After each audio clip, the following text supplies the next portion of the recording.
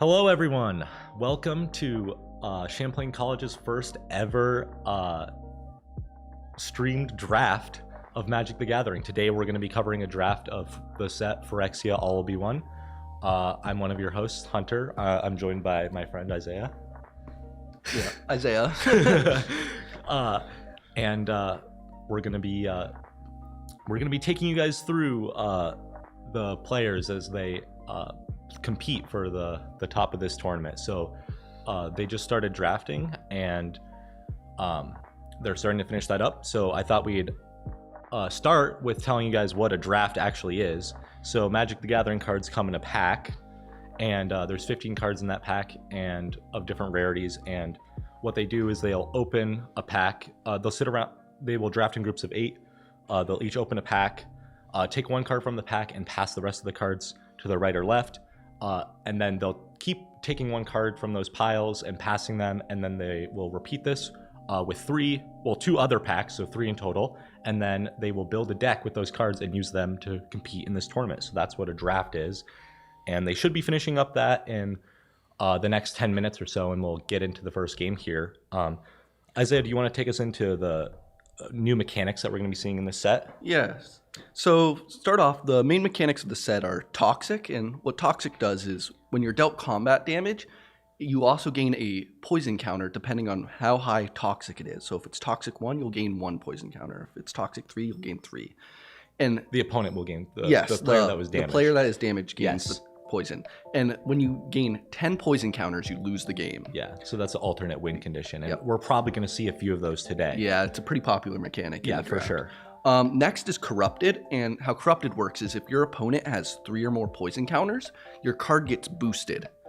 So it's on resolve of the card that Corrupted's checked, and they get a lot more powerful if Corrupted is activated. Is it only on when the card is resolved, or is there other cards that check throughout the game? I believe there might be a couple creatures that you can activate with it. Right. Okay.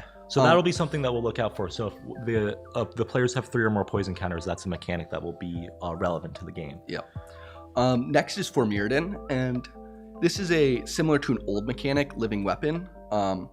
It's a artifact equipment that enters the battlefield with attached to a creature already, and it's going to attach to a 2/2 Rebel. These can be re-equipped off the creatures, and the token will survive, unlike how Living Weapon used to work. Because the germ was a 0/0, right? Yep. So it would die. Yeah, so that's a really powerful mechanic in my opinion. I do agree. The last new mechanic is oil counters, and these are used across the whole entire set, where they basically power up certain cards the more oil, or they can be spent on certain cards to activate certain abilities. There's a wide range of use. There's no really set use for them in the set. We're definitely going to see players using counters on their cards today. And if you have a question about, you might be wondering what it is, it's probably an oil counter. We'll try to give you guys insights into what stuff is if it's not clear.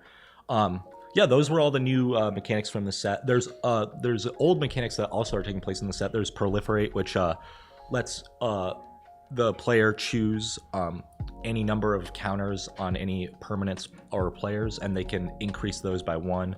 So they can use that to up the toxic, the poison counters on the opponent, or oil counters on their creatures, for example. We'll definitely be seeing that mechanic today too. Yeah. Do you have any general opinions on the power level of the set, or any The power level of this set is probably one of the highest I've seen in a long time. Yeah, I was looking at a graph the other day of the average turns until a win in this set compared to the last 10 sets, and it is in a whole different group of its own. It is a lot. This is going to be a lot faster of a format than what you might used to be seeing from a draft. Absolutely. Next, you want to get into the archetypes of the draft? Oh yeah, so we might see a few main archetypes that are built by the players. An archetype is just a general strategy that a player can follow when they're drafting their deck. The most powerful ones, and this is kind of an opinion, this is mostly agreed upon by most players, the most powerful ones currently are green-red oil counter decks that they play a lot of value creatures that use oil counters in their mechanics to either boost the power and toughness of their creatures, or use removal or the oil counters really come in handy later in the game, and there's going to be a lot of synergies in that deck. Absolutely. And I don't know about you, but when we were walking around the draft floor watching, there was a few Gruul decks that were... I think I saw 2, and they were looking pretty powerful. Yeah, for sure. Yeah, do you want to take us into the next archetype that we have on our list here? Yeah, so next we have Green-White Toxic. So this archetype is basically flooding the board with little tokens and trying to toxic out your opponent as fast as possible. Yeah. It's definitely a very fast archetype because all those little tokens they're making can't block, so they're just trying to go full swinging on you. Yeah, you basically are going to be swinging in with them no matter what, unless they unless you only have one or something. Yeah. And they have a blocker, I guess. Yeah, and there's a lot of value cards, especially in white, that make the might tokens. Yep. There's the what's the name of that card? It's the 3/3 flyer for 5, and it comes in with 2 might tokens. That's a really good common in the set.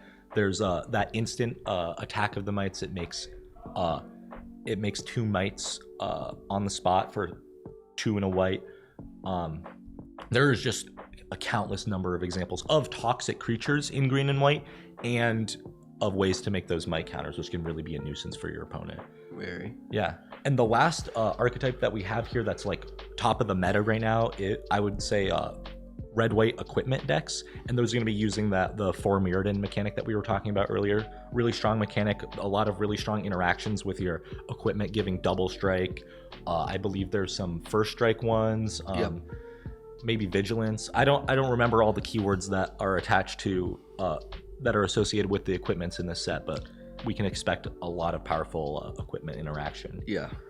How many equipment decks did you notice? I can't say I noticed too many. Yeah, it's really hard to tell. Just trying to keep track of 24 people drafting simultaneously was a challenge. But I did see quite a few of the I don't know what you call them, like flagship equipment cards. Yeah. I did see a few of them floating around. Well, if someone's running those colors, those are definitely an inclusion in the deck. So we'll be seeing that today for sure.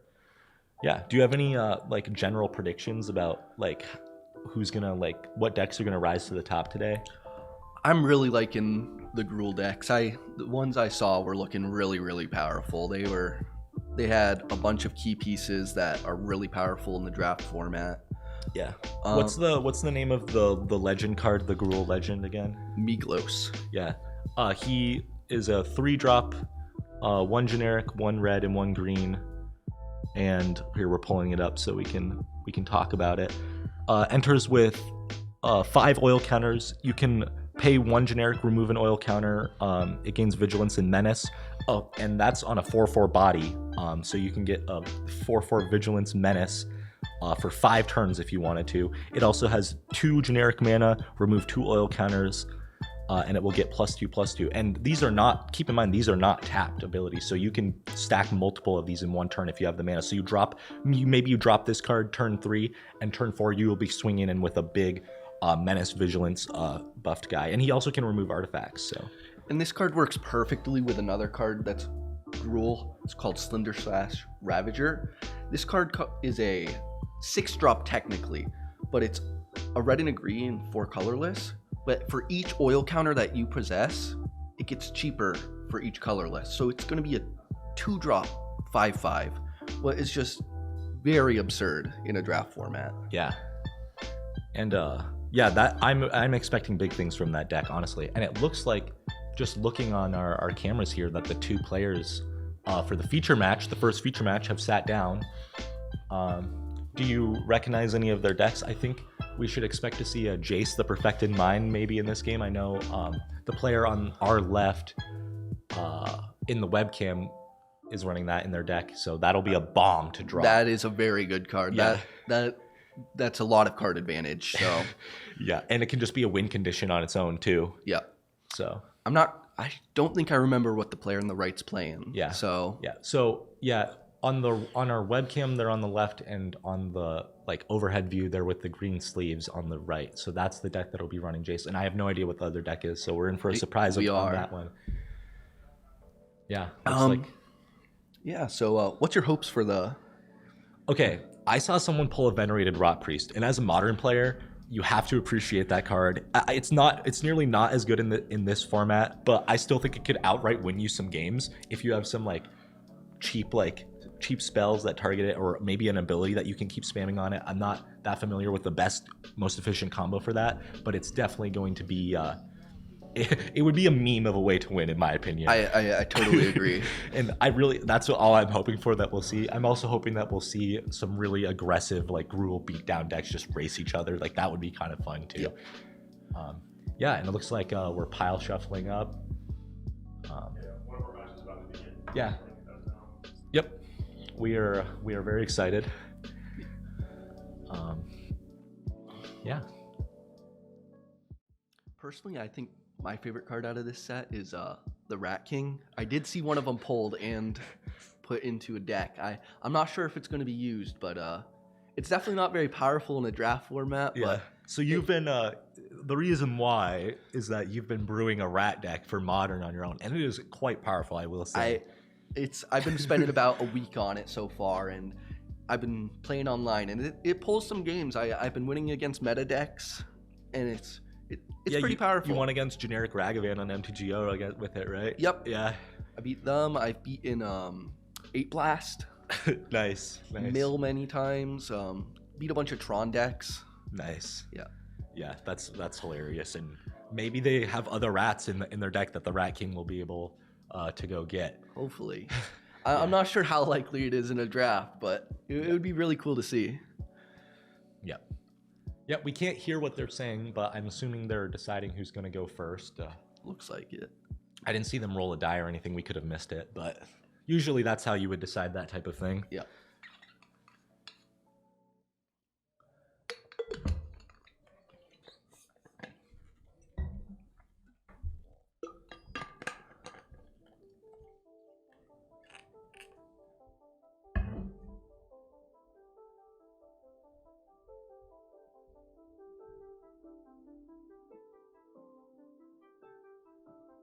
Any other spicy pulls that you observed? Oh, there was a few of Traxa, right? There was 2 Atraxa pulled at the same table. Traxa, yeah.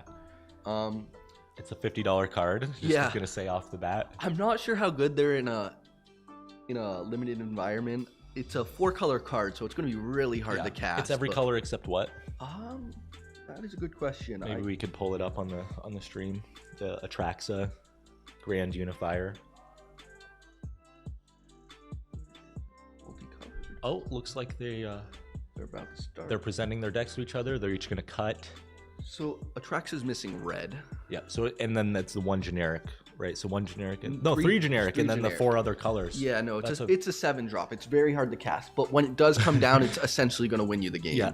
Especially in this format. Yeah. You can't possibly lose the game after you. It essentially wins you the game if you get it into the battlefield all the way back to Modern. It's seeing use in Legacy too, but That just shows its power level It's right there. very If something powerful. goes straight into Legacy off its release, It's very it's good. pretty busted.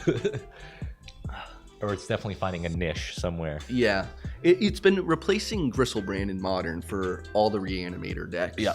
Plus, it's getting thrown into some other decks too. It's just such a value engine. Yeah.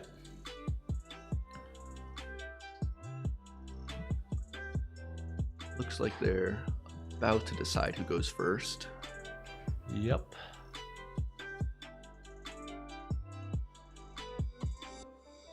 I'm very excited for this to kick off. It's going to be quite a long day. We can expect, 50 minutes per round, maybe? Close. I'm not sure how long this game will take, but per round, with Yeah. the amount of players that we have, the first couple rounds are probably Yeah. going to take that So long. keep in mind, stream, that yes, we're seeing this one feature match, but there are also 11 other simultaneous matches happening at each time, and they all have to finish a best of 3. Oh yeah, we should probably talk about that. If you're not familiar, they will roll a die to see who goes first in the first game, and then after that, it's the first to win 2 games.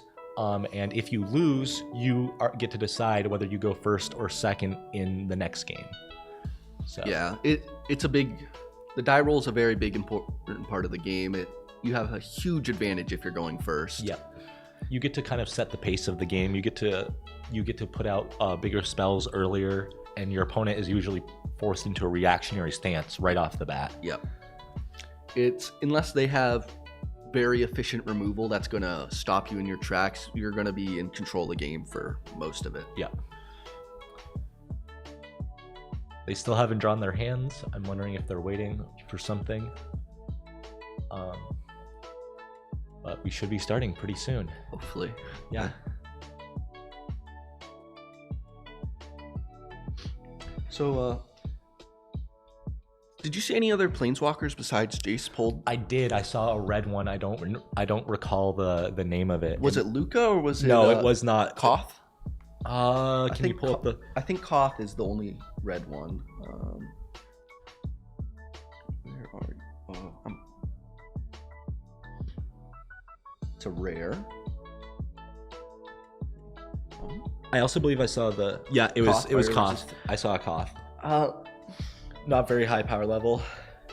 not in other formats. I don't know about limited. It lets you grab a mountain off its plus. And then its ultimate is when every time a mountain enters the battlefield, you get to ping them with damage. So it's essentially Like a a Valakut the Molten Pinnacle put on. Is it three? Is it 3 damage or 4? It's says 4 damage, so it's a So little bit more powerful, but it's way harder. Yeah, and it's to non-conditional unlike Valakut. So Yeah. which that's a good thing. Once the Planeswalker emblem sticks, I don't know if there's a card in the game that can get rid of it. Is there? There's not. There is no way to remove an emblem Yeah. once an emblem's hit the battlefield. I wonder if we'll ever see that card in the game. What do you think? I don't know. If they ever try to make planeswalkers a little weaker, I think there's a Yeah. possibility they might add a way to remove emblems, Yeah. but I don't It's just foresee it so- happening soon. Yeah, it's just so irrelevant. Like, because if there's an emblem out there, like the game should be over like fairly soon. You have to work pretty hard to get your emblems, Yeah. so maybe they don't add it because there's limited planeswalker removal, but they're hard to ultimate, very hard. So maybe they won't ever add it. Yeah, well, yeah, I guess we'll see. Magic the Gathering as a game probably has, another 30 years. Who knows? It could go on for 100. So we'll probably see all kinds of changes to the game. Looks like they're finally drawing their hands. Yeah, super awesome to get started. I still don't know who's going first. It will become apparent to us when they take their first turn. Very quickly. So, let's see what it looks like the player without the sleeves is playing a Is It deck. By the looks of And it. it looks like they both decided to keep on 7. So we have a Fuseling on board. That could be pretty powerful if you get it out early. Yeah. So we were actually discussing this card last night in terms of its modern playability. That's on par with its power level. If we could pull it up on the stream, this card might have a big impact on this game. What's it called? The something Fuseling? Yeah, let me pull it up.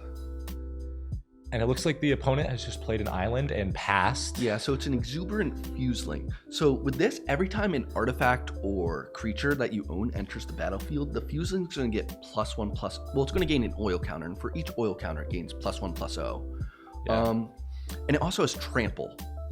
So it's not something that you're going to be able to swing in consistently once they get a creature out there. But if you let that build up out there, it's going to get big, and it might be able to just Yeah. finish off a game by its Yeah. lonesome. Like right now, it's only hitting the opponent for 1. So they're going to go down to 19. Is it even? I don't know if it's even. Does it enter with a? Yeah, it does enter, so it is hitting for 1. Yeah. And what's the other card they played? The Cacophony Scamp, it looks like. Yeah, that's a. I don't think it's very good in a limited environment, just due to it's not going to get very big to deal a lot of damage with its ability of when it dies, you will get to well, if you deal combat damage, you can sacrifice it, and then you can deal damage to a target with its, and it'll do its powers. Maybe if we got it pulled up, we would Yeah. know. It's all right either way. Do you think its impact on the game will be very, very large? I don't think Okay. it's a very good. I think its main use is going to make Fuseling better Yeah. when it dies. So I'm not super familiar with this blue card, but it looks like it's some kind of cantrip that lets them look at the top of their library, draw some cards, draw a card. I believe it's a common. Is it a common? Yeah.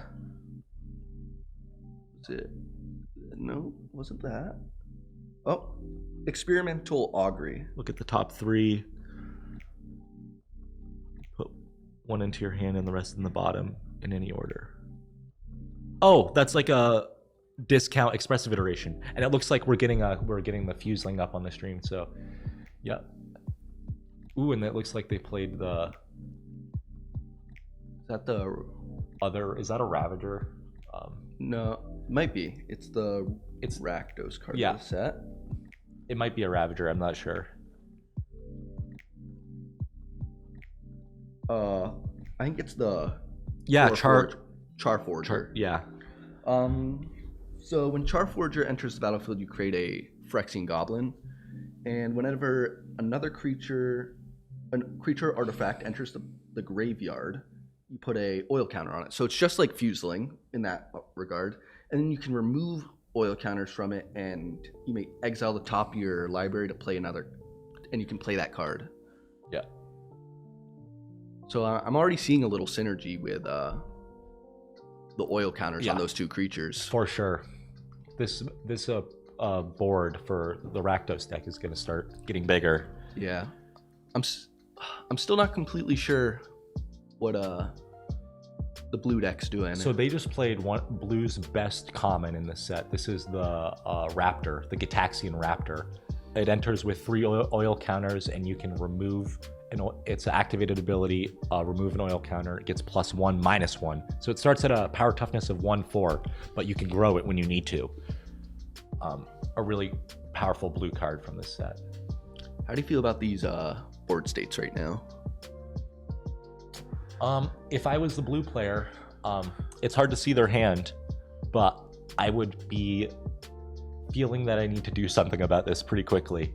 I agree. This is a synergy between these 2 cards. I'm gonna have to refresh myself on the Char. Is it Char something? Charforger. I believe. Charforger. Yeah. Yeah. There's a lot of text on that card. I don't think it's too relevant, but Does it make oil counters? it does make oil counters when it's just like the Fuseling, where when something dies, it'll Okay. make a oil Gotcha. counter. Gotcha. What was that card they just played to the right? That is a Blightbelly Rat. Oh, okay. Another rat from the set, other than the Rat King that we were talking about earlier. Yeah. So I think that's another card that they might just want to kill off eventually, just swing in for damage and kill off and power up their other cards.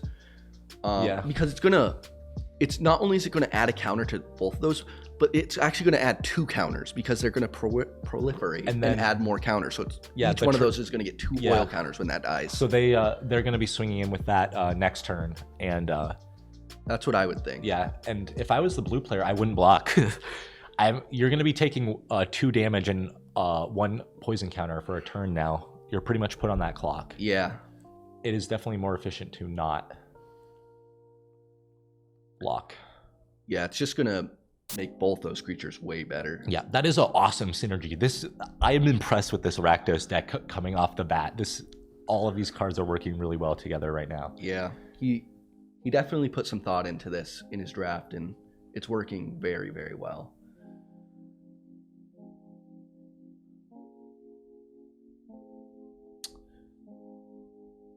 Yeah.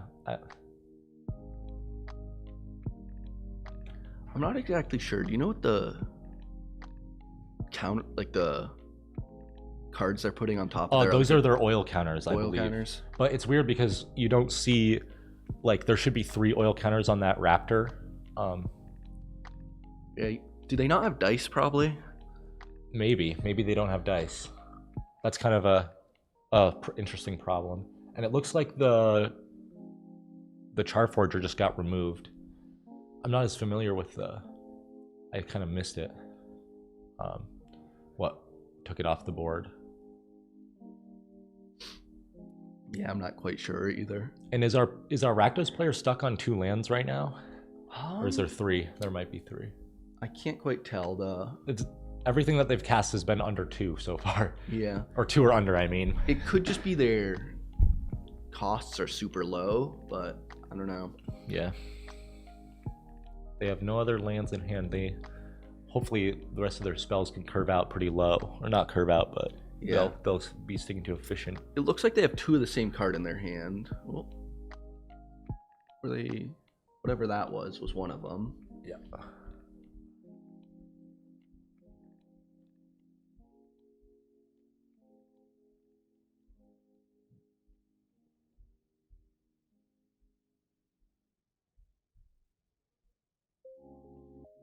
And it looks like they just red player just used a removal spell to remove the Gitaxian Raptor. The So that's what that card is some sort of form Yeah. of removal. I recognize the art. I know it's a pretty good removal in red. I believe it's at the common slot. Yeah. Oh, right there. Hex Gold Slash. So it deals 2 damage to a target. If that creature has Toxic, it's going to deal 4 damage to it. Yeah. So it did 2 damage to that Raptor, which at its base power and toughness shouldn't be enough to kill it. I don't know if they. I think they cast it twice because they had. Oh 2 yeah, of they them. did have 2. So they just cast 2 of them with. They must have another red mana available. Yes. Yes. Yes, they have. They have a lot of red mana. They, for some reason, have it a little off the play mat, but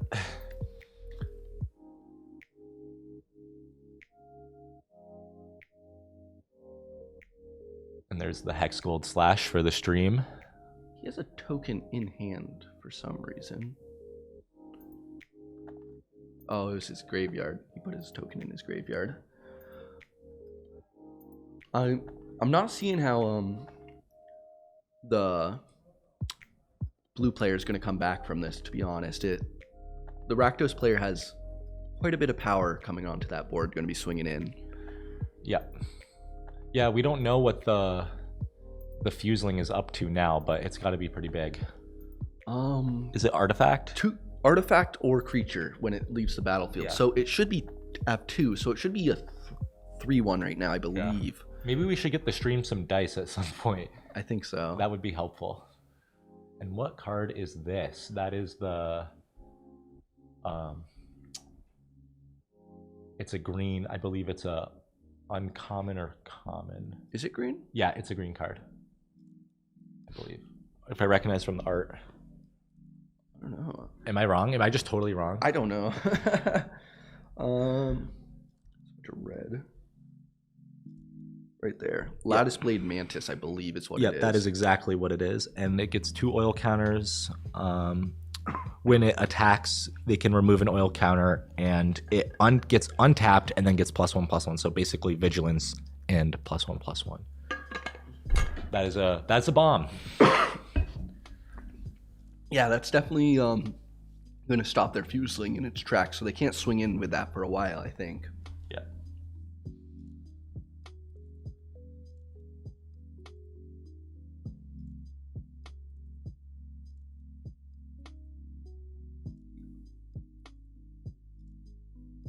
And it looks like they attacked with the Fuseling and then took the trade. Yeah, looks like And it. they also swung in with the rat. So we don't. I have not kept track in my head of the life totals or the toxic counters, but it's getting relevant. Yeah. And what is this from the opponent? It's another green creature, I believe. It's right here. Copper Longlegs, I believe, is what it is. 1/3 reach, and you can 1 in a green, sack it, and proliferate. And it looks like he also played in Azuri Stalker of the Spheres. Oh, the Azuri. Nice. You're a big fan of Azuri. I am a aren't you? big Azuri fan as an Elves player in Modern. There's another Azuri, the Renegade Leader. That is quite a good card. I'm not that familiar with this Azuri in this set, but It's not very it's good. a body. It yeah, it is a body in this scenario. I think that's all it's going to really do. Yep. And now the attacks with the Blightbelly Rat aren't as free for our Rakdos player. Yep. The tables have turned a little bit on the Rakdos player, definitely. Oh, how the turntables.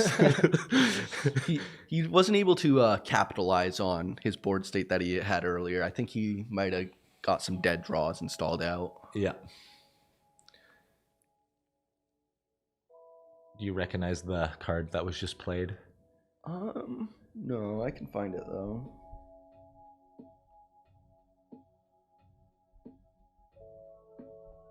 hopefully.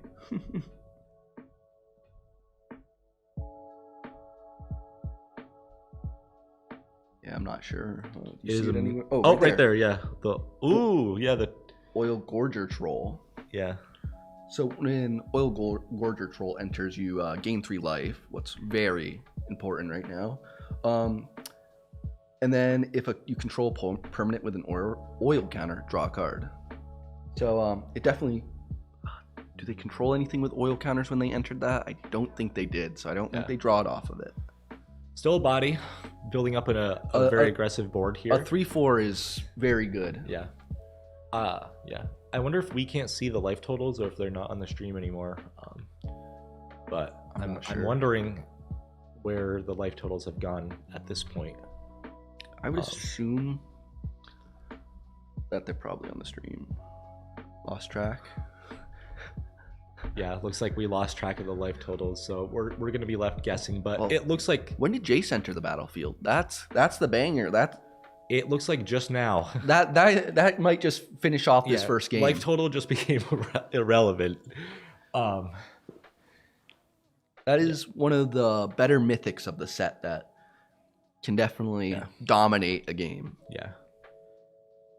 So it can draw our player cards, right? And it can also mill the opponent. Am I forgetting what's the plus ability? So the plus ability gives a creature -3/-0. So it's going to stop that Blightbelly Rat from even swinging in if they want to. It's going to do 0 damage. And they can just keep buff. If the Rakdos player doesn't get any other creatures on board, they can just keep buffing What's them. that up on top of the board? What is that? I'm not sure, but It looks like a creature. either way, they can do it on either one, and they have the blockers to keep that Jace to just keep plussing. And eventually they can use the ult ability to mill them a ton of cards. And in a draft environment where you only have 40 cards in your deck, Yeah. it's It'll probably take one hit from that Jace getting ulted at the right time. Yeah, I think maybe an idea for the next game is there's those life total apps that we could have the players use. they are using it. It's just off the table. Oh yeah, nice spot on that thing. Maybe we could get that into frame on one of the next games. That would be a little helpful for us. Probably.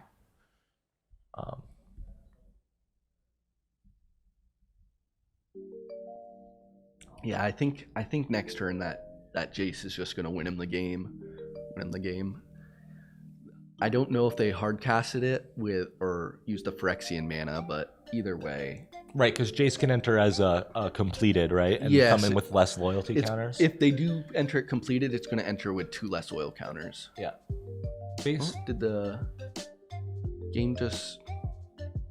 What just happened? One of the opponents have gotten up.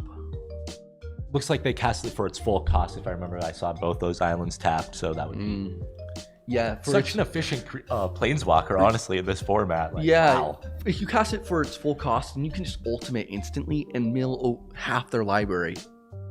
It's going to be 15 cards off the start, and they've already drawn probably a good 10. Yeah, so they're going to have very limited clock now. Yeah.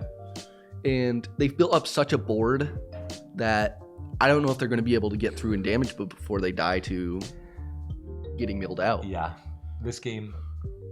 Hopefully the Rakdos player has some sort of answer to this Jace. They're gonna Some need sort of damage spell would probably be the right answer. There's your venerated Rot Priest for you. Yes, sir. We've been waiting to see it. A little bit of another getting this board state getting even more out of control.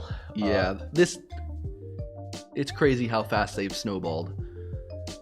So today, were you coming in to expect someone to be getting milled in this limited environment? No, absolutely not, and especially not side by side with the Rot Priest. Yeah. I don't think I could have called that, but I was not expecting a Simic deck walking in today. Yeah, it's not really a common color combination as far as I know from watching people draft this set. It's not, but it's working well. It is working quite well.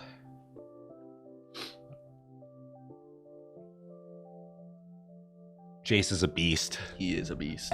Almost every printing has been extremely powerful in the limited and in constructed formats after its release. I've been using Jace the Perfected Mine in my mill deck, and I'm in modern, and that says a lot because the modern mill decks right now are still rare. There was a tough bar of mill cards fit into that deck, and Yeah. Jace still made the cut And- after being printed. Mill's been blowing up because of it now. It's made it so much more powerful. It's just a game finisher when it comes down. For sure.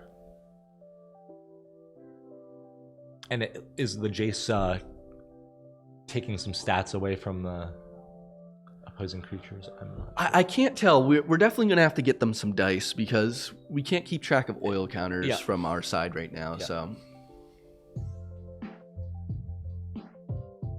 I have a tray in my backpack. I do. In I do between- too. Yeah, so we can give them our dice. Yeah, in between game 1 and 2, we'll head over and they'll have dice, and that'll help us a lot. I'm not. Yeah, they must be ticking up the Jace because they Yeah. just haven't ultimated it yet. I saw their finger point at one of the creatures at one point. I think it was like from the Jace, so it looked like they might have been plussing the Jace. I'm a little confused why they're swinging in right now with that Jace on board. Yeah. They could just play a defensive standpoint and win the game in a turn or two with the Jace. Because So now the Jace is susceptible to being attacked in on. Now you don't have the blockers to protect it. exactly, we don't have the life totals, so Yeah, so maybe, maybe they this might is be just they might be swinging for lethal. So they have to just wipe the Rakdos player might have to just wipe their board. but- Absolutely, that could totally be what's happening right now.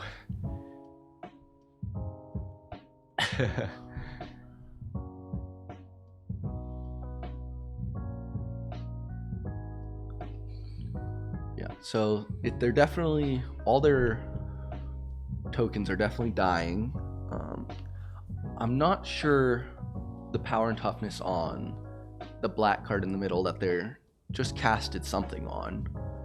But if That's that's be a combat trick or something. it, I think so. But if it survives, then their Jace is going to become a lot less effective because they're going to be able to swing in on it. Yeah, they still have this the one other creature that's untapped. Oh, there isn't a Yeah. creature over there. So, and it looks like that creature has some kind of counter on it. I so- think it just gained an oil counter. Yeah, so because the proliferate from the Blightbelly rat dying. Was that why it was, or was it because they casted something on it? I think something went on it, but the Blightbelly rat should add whatever. Add more. Unless if they choose to. Yeah.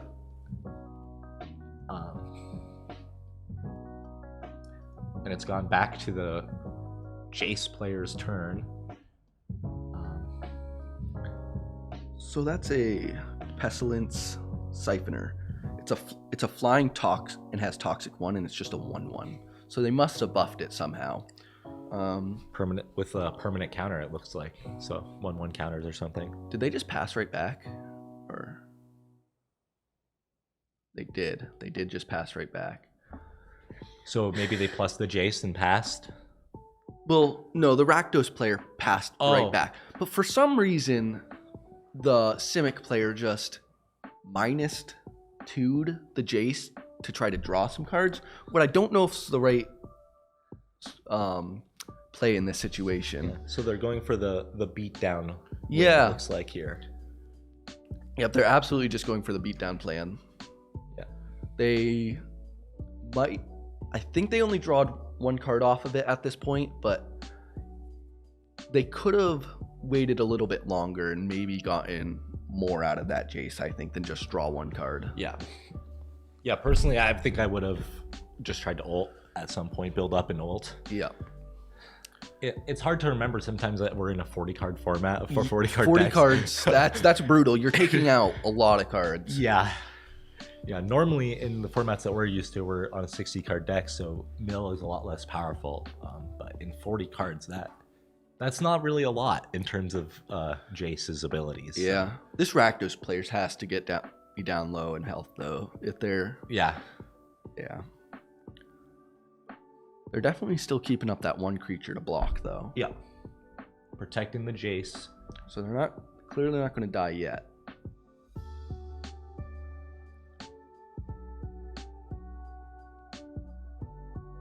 Yeah, there's just so much to keep track of going on this one side of the board here. Yeah. A lot of bodies. That's all we got to know, really. And Rakdos players in top deck mode. What spell is that? Hell.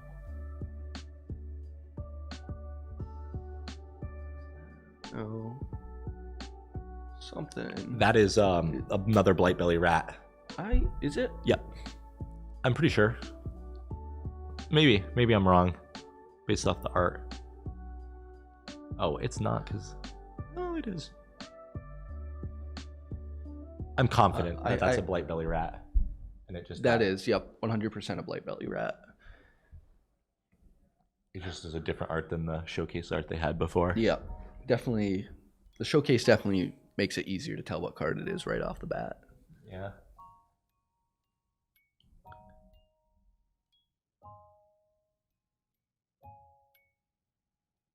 What do we call this Simic deck? Like, what type of archetype is this?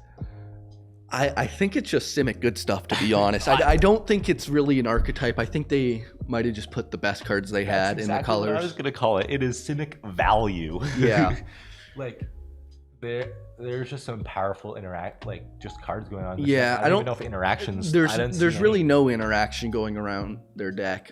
I mean, technically, Azuri could make their Jace a little bit bigger, but besides that, not much going on. Besides play big creatures, fits Simic pretty good. Yeah. Yeah, you're a certified Simic player as a amulet. I am Titan playing a main. Simic Amulet Titan deck right now. Yeah.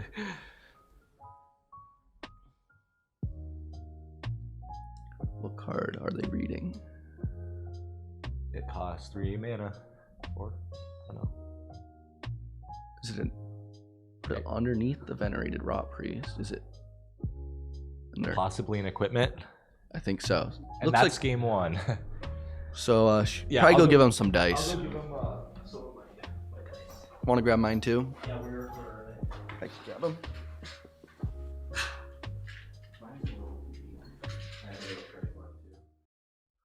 All right, hello everyone. We're back from that short break. We've added a life counter now, and they're going into game 2. And I'm assuming the Rakdos player is going to take the play here, Absolutely. which is great for their strategy. They're going to try to race before the Simic player can get out big bodies on the Yeah, field. they definitely want to get out fast because if they let that Simic player go for too long, they're not going to beat it. Yeah. They do have dice now, so we will be able to tell how many poison they have, how many oil counters are on each creature. So we're going to be able to tell a lot more now. Yeah. That was a crazy last game. It swung so quickly. It The did. Rakdos player had such a, He had a great start, but Board. he just couldn't draw into. I don't think he drew into anything. and that's the nature of our game. It is. Looks like no one's played anything yet, and we're going to turn 2 of the Simic player. It's not just Simic. There's also there's other colors in there too, right? I'm not sure. I didn't see any, but there could be. I thought I saw. Maybe it was just an art throwing me off, and I thought it was a different Did land. you think they were planes? Because I did too at first, but I think those were Yeah. those were the full art forests from the set. Oh, maybe They're- that's what was throwing me off. 'cause I They're a did little swear I they're a saw little something. lighter in color, so they did look like planes to me at Alright. first too. So what card is this based off the showcase art? Let's see. It's a 3-drop. 3-drop if that red? helps. So that's gonna be Slowbad, I believe. Slowbad Iron Goblin. Yeah. So Slowbad lets you sacrifice artifacts to gain its CMC in red. So it gains you a lot of mana. I'm not sure if there's any synergy in his deck. I didn't see many artifacts in his deck to begin with. Did you? Yeah, it might just be a 3/3 body. I think so. And it looks like we have a Gitaxian Raptor out there. It's going to get its 3 oil counters. And what's that other creature that they have? It's a 1-drop green. They played that last game. Yeah. I think it's just a 1/1 infector, but I could be wrong. Yep. So just to refresh you guys on Gitaxian Raptor, they can remove, at any point in time, they can remove an oil counter and give it +1 plus -1 in the stats. So that Gitaxian Raptor will go from being a 1/4 to potentially a high power creature with low toughness. The other creature is a copper long legs. Oh, right. He's the 1/3 reacher that you can sacrifice to proliferate. Yeah. Which that is one synergy that we overlooked in the last game. That card could have been used to up counters on Jace. Yeah. Like I said, Azuri could do that too. Yep. There's definitely some of that going on, but Yep. I don't think that's their game plan. Yeah, definitely not. Just a little bit of a side benefit of having that body, and then yeah. So we're seeing that's a fuseling, right? Or is that the No, one that that is enters not. with the goblin? It enters with the token. Yeah, yeah, Um. So they're definitely swinging in earlier, but the Simic player is starting to build a little bit of a board. So yeah. I don't know how much longer they're going to be able to swing in freely. Especially with the copper longleads and the Gitaxian Raptor, they both block the smaller creatures pretty efficiently. Looks like they instant speed play a creep. Is it equipment or what was that?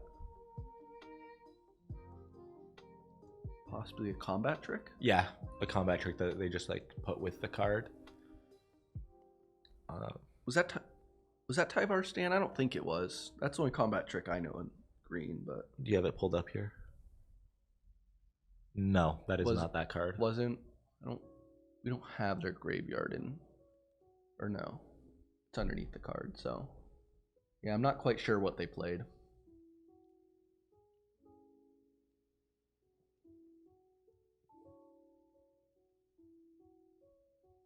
There's the Gitaxian Raptor for the stream. Yep.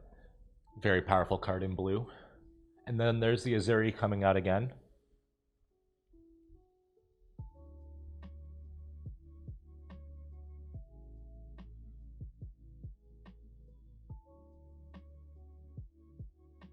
So if you do have enough mana with Azuri, it can definitely do some things when it comes down, but this early in the game, I don't think it does too much. Yeah. I think it's just a 3/3. Well, they also can proliferate with the copper longlegs and then draw off the Azuri's trigger too at some point if they want to. They definitely can. And with the Gitaxian, even with just the Gitaxian Raptor, that's not even bad. Yeah. I'm not sure if it's worth just drawing one card and buffing. Definitely not right now. You definitely want to keep your board state. And they could definitely draw into something a lot worse. I don't think So it's is that the worth it. fuseling that just got played? That is the fuseling, right? That is the fuseling. Yeah. All right. And then a big green guy coming in response.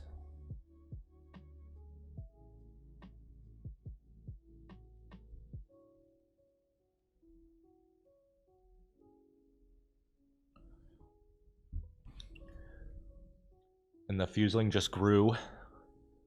Yep. He's going to be a 2/1 currently with trample. Yep. And being at 11 life, that is scary because that thing could take a half of your life later on in the game pretty easily. The Simic player is going to have to pressure quickly before the Rakdos player can grow it too much. Too quickly. The board state's not looking great for the Rakdos player. I think they need to definitely get some more creatures out there if they want to stand a chance, but they definitely have the capabilities of doing it. Yeah, and it looks like a rules question is being answered right now for the Rakdos player. In case you guys were wondering what's going on. Was that land down there the one that you thought was I literally thought that was a plains. Yeah, that's a forest in the set. Yep.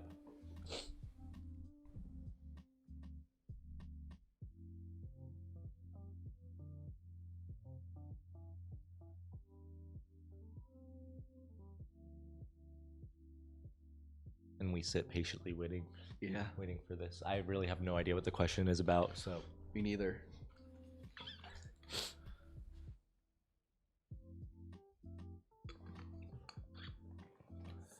I'm kind of scared for the Rakdos player right now. I am too.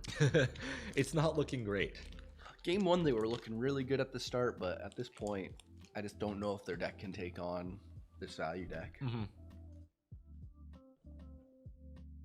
They just run out of value in the late game, and then their smaller bodies struggle to keep up. Yep, I totally agree. Do you know what that card is that was just played? It costed a lot of mana. Where at? On Rakdos' side, top of the board. Is that a conspicuous Hellraiser? Let's see. That? Nice eye. That is absolutely it. The conspicuous. Capricus? I have no clue. I have no idea how to pronounce Capricious, it. I think. Capricious, Capricious Hellraiser. Hellraiser. Did they do its effect? Oh yeah, they are. And they're gonna enter slow bad with it. Nice. Yep. That card's a banger in Modern. There's been lots of brews around that. Nice. They get to bring a creature back from the graveyard? A non-creature? So, no, they have to exile 3 cards at random, I believe, from their graveyard, and then they can choose one of those to bring back. Or to their hand, I don't know. Looks like it went to hand. Or now no. it's... No, you may copy it without playing its mana cost, so I'm not sure. So it's exiled, but Yeah. And so let's keep in mind that the Gitaxian Raptor, if all the counters are removed at once, it can trade with the Hellraiser, which is also a 4/4 body. mm-hmm. So it would be a 4/1 Gitaxian Raptor, I believe, if I did my math correctly. Yeah, I believe you're correct. yeah, 4/1.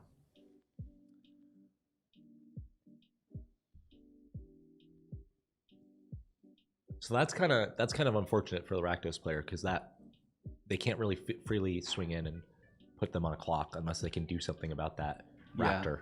That Fuseling is growing slowly, but it might possibly get there. Yeah, and I would love to see it get there because we were, like I said, we were just talking about the viability of this card, and this was the exact kind of scenario that we were discussing, where you're kind of behind and you're trying to generate some value in the late game, and this might be your last stand, like this card. And it looks like so it looks like they are buffing their Raptor to swing in for a little bit. Oh no! They're gonna block it and grow their Fuseling, I think. Oh, okay. So they swung in with the Raptor and then they blocked with the Hellraiser. Hellraiser, yeah, not the Fuseling. Yeah, but that does grow the Fuseling. I'm not sure if it's. I don't think I agree with that as a. I don't know. as a They play. might. If he continues to draw creatures, what he didn't, he just drew another land, I believe. So Because now we were just saying how the Hellraiser is kind of dead on board with the Gitaxian Raptor, but if you just take the 4 damage, you're at 19, and then you can start swinging in with your flyer. I don't know. Do they have other reach it did creatures? trade it though, so It is a trade. and it does grow it. So I don't know. You know what I don't like though, when you're in a behind board state, trading. True. Because True. if you just keep trading, you're gonna end up with nothing, and they're gonna have something. So Yeah. Absolutely. I don't see how he's going to come back from this at this point. The Simic player has a lot of power on the board currently, so yeah.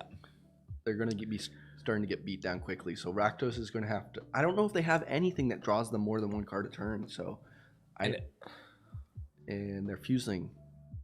Their Fuseling was bounced to hand, or I'm not sure. I'm not sure either. But if it was bounced, that is just as worse as it being removed. It's just small again, and Yeah. the game's probably over at this point. Yep, I would probably agree with you. There might be some bombs in this deck that we don't know about. There could be. Oh, so it was bounced to hand. We can Yep. see it in their hand right now. It's just not good anymore, though. No, it's trash. It's too late. It's utter garbage at this point. It's now- going to have to come down and block and hopefully save them some time. I think that's one of the times where they're just going to. Yeah, and it block looks like they are going. That was 14 damage in that swing right there from the Simic player. Yeah, they drew a skull bomb of some sort. The black one, it looks like. What does that one do? The Black Skull Bomb. I think it brings something back from the graveyard, but I could be totally wrong. Take a look here. It's draw Skull Bomb. And yeah, it's return a creature card from your graveyard. I mean, it technically does something, but not enough. Not at all. Absolutely not enough. It costs 3 mana to activate. Yeah, they have a lot of mana, but And they gotta play. They need the mana to also play the creature. yeah. So they're looking not good. And they have what, Hellraiser and what else in their graveyard right now?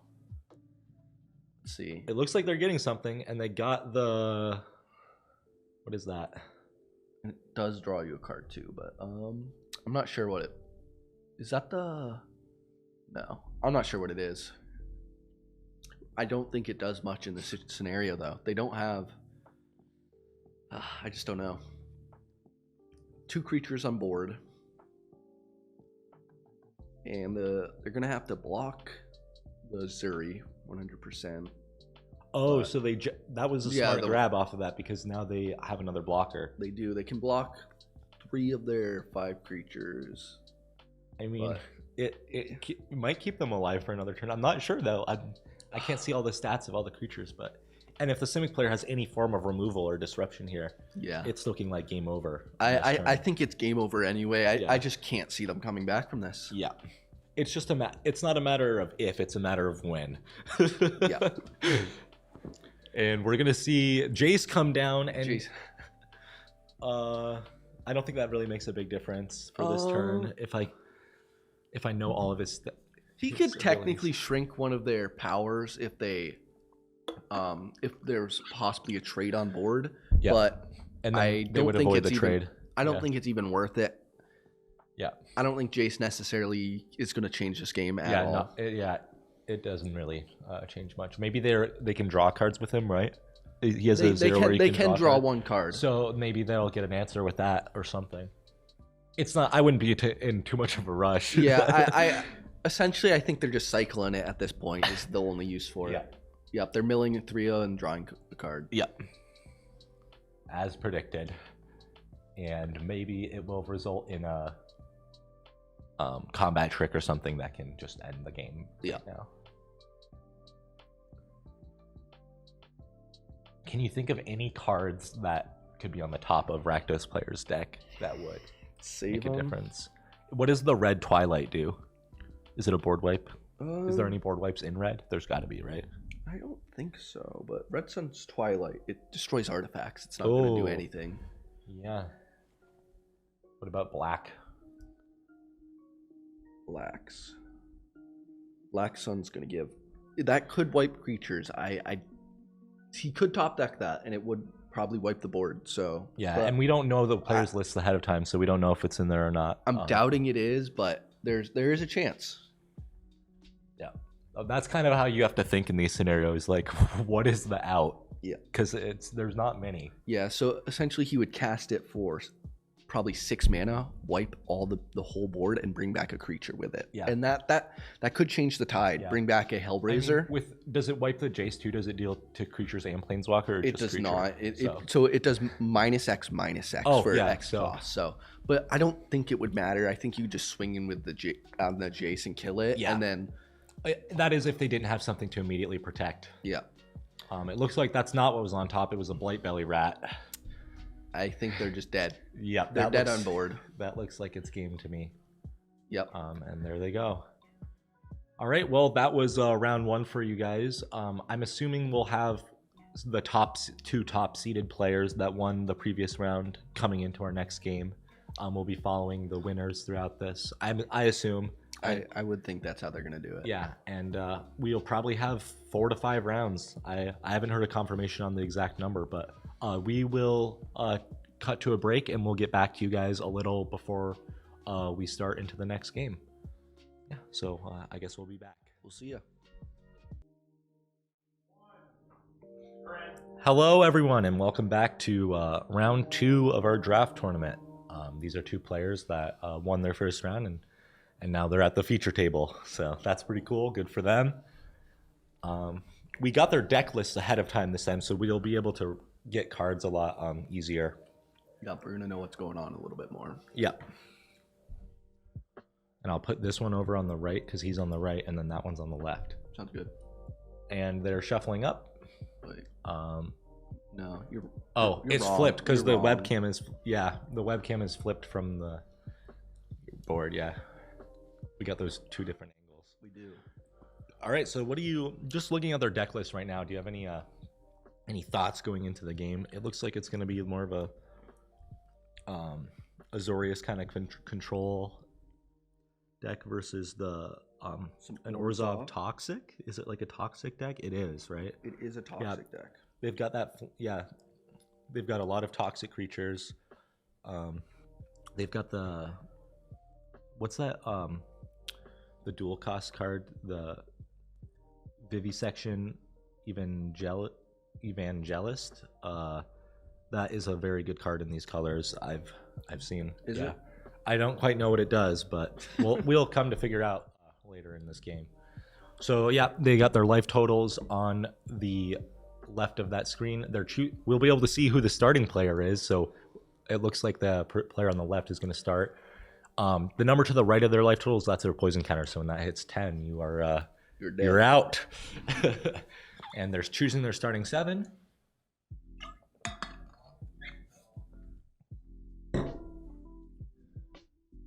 I think we're going to be seeing a lot more poison this game. Yeah, definitely. Both being in white, the toxic's going to play a big role. For sure.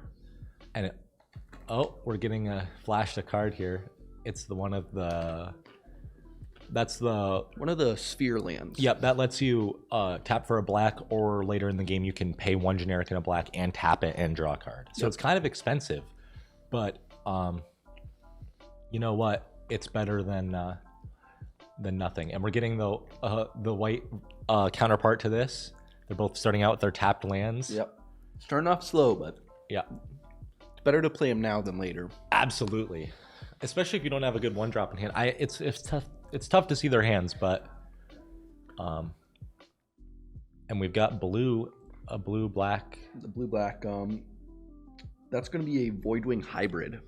That's going to be a 2/1 flying toxic 1, and you can return it from your graveyard to your hand if it proliferates. Whenever you proliferate. Yeah. That's pretty good. That is a good ass card right there. Yeah, it's gonna be hard to remove. Yeah. And we're getting the Crawling Chorus. That is a 1/1 toxic, and it replaces itself with a Might when it dies, right? Yep. So that's just a persistent threat. 2 toxic creatures coming at us. And let's see, will he take the trade? Maybe a combat trick? I don't know. I don't think you use your combat trick right now, but no, they're gonna take the 1 damage and the 1 poison counter. Oh, this guy, when it dies, you draw a card, and it also is a toxic 1 flyer. And not toxic. Flying and Vigilance. And we're getting what land is that? That's the white tapped one. Yeah, I like this. They're showing us the cards. Yeah, I'm not convinced that you should be playing the sphere lands. I don't know if the drawing's big enough of a upside though. I mean, I don't know. I'd say maybe 1. Not very many though. This kind of sucks to have to enter a tapped land 2 out of 3 of your turns as the player on our left now. Yeah. I mean, maybe his game plan's to take it slow. So yeah. And this card is what was the CMC on it? 3, I think. 3. Stinging Hive Master. So that's a toxic 1, and when it dies, you also create a Might. Yeah. So it's essentially the same as his other creature, just a little bit bigger. Yeah, this is kind of a interesting board state where no matter what you do, they're going to get replaced with mites. So, and it looks like he's grabbing a mite token for that chorus right now.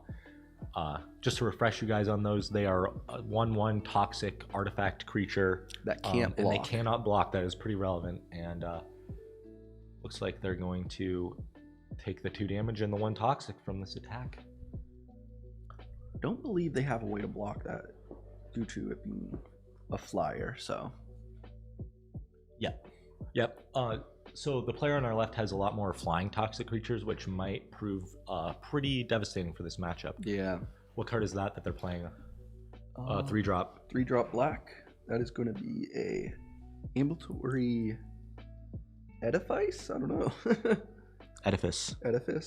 When it enters the battlefield, you may pay 2 life, and if you do, target creature gets -1/-1. So it's a creature that's also removal. Yep. Looks like he paid the life to remove his might token. Yep. So definitely the right call there. Definitely, you don't want them to get too many mites onto the battlefield. They could overrun you. Yep.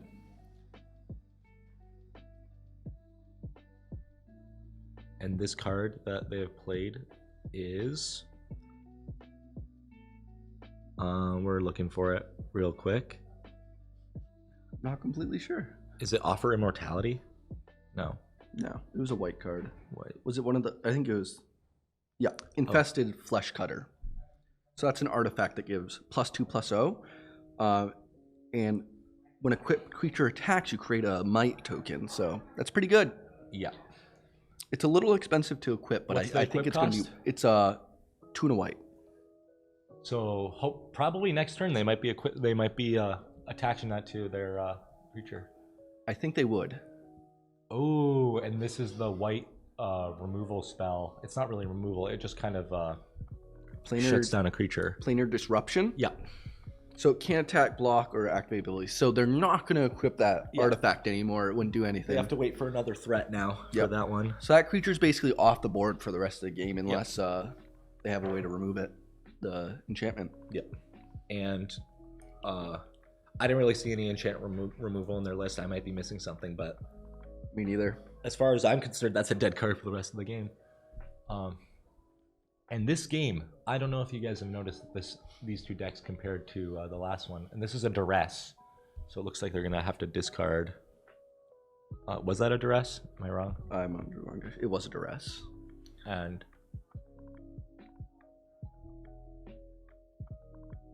So they killed the creature. an interesting decision. And now they're gonna get a might token.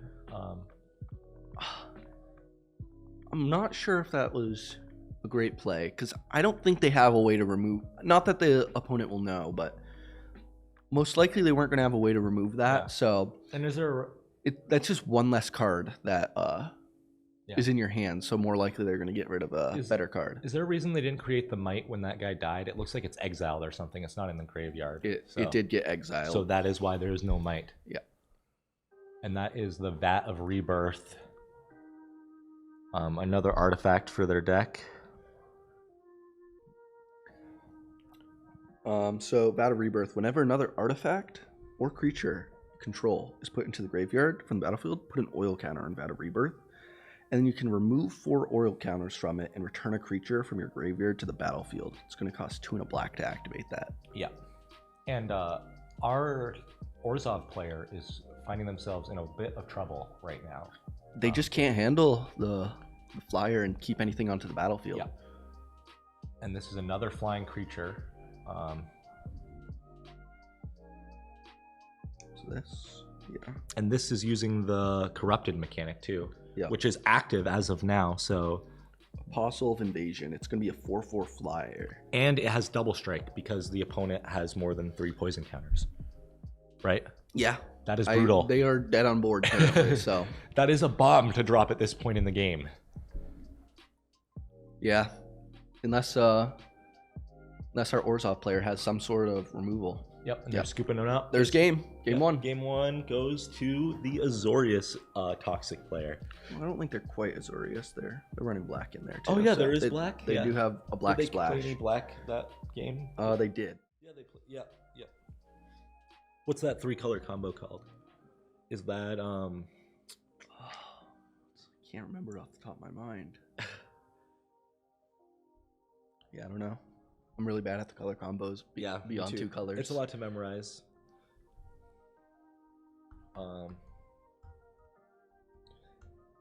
Yeah. Any predictions for this next game?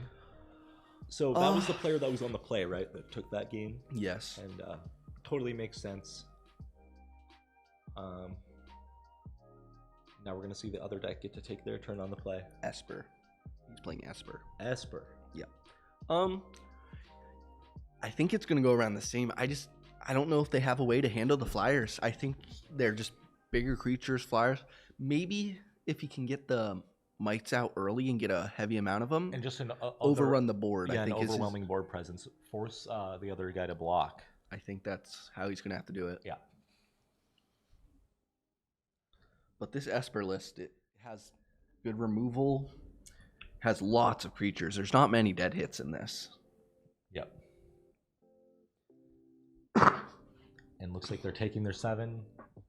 And we're heading into game 2.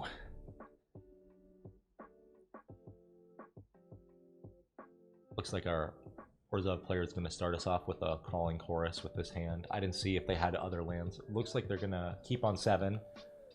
And the Esper Toxic deck is going to 6. If you're not familiar with the rules of mulliganing in Magic the Gathering, you can redraw another starting hand of 7. But every time that you do that, you get to keep 1 less card out of that hand, and you have to put it to the bottom of your library. So this, our player on the left elected to do that, and takes away some of your card advantage, but if you had an unplayable hand, it's definitely the better option. Absolutely. You often can get no landers in hands and decks with so little lands like this, so... Yeah. At the most basic level, you're looking for a hand that has lands and spells.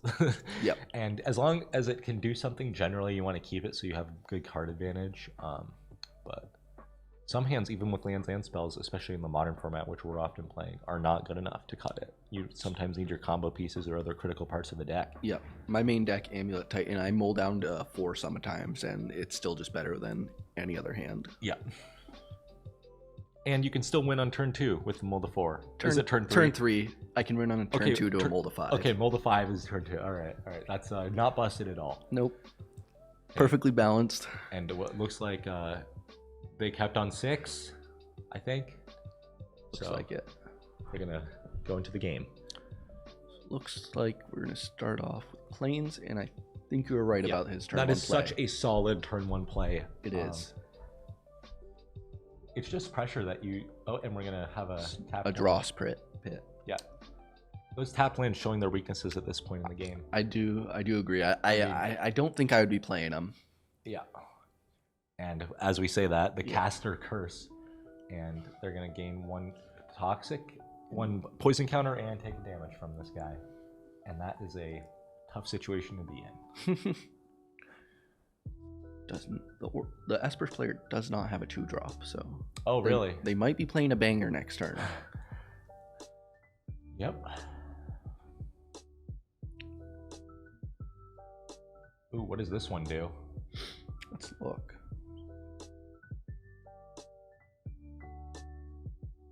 It's Bone Picker Scourge. It's that one.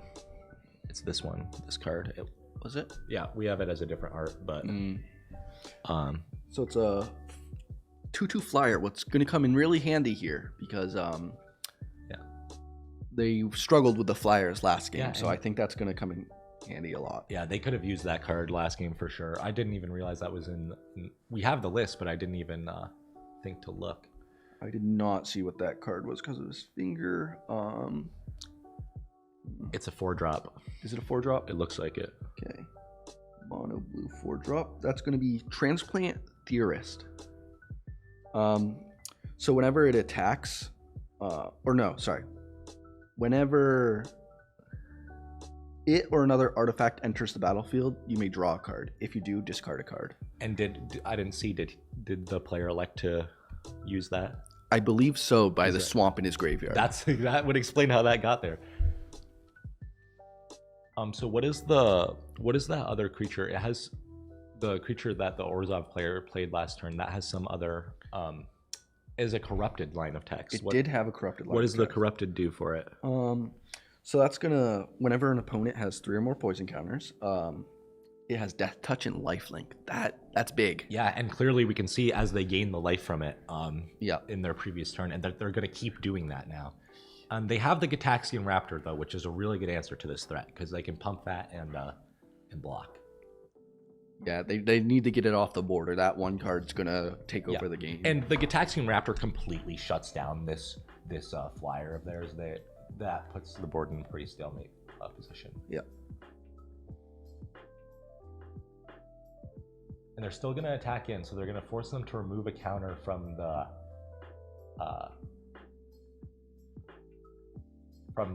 Raptor, and it has Death Touch, right? It's Death Touch. It does have Lifelink, Death Touch. So they're just offering up the trade here.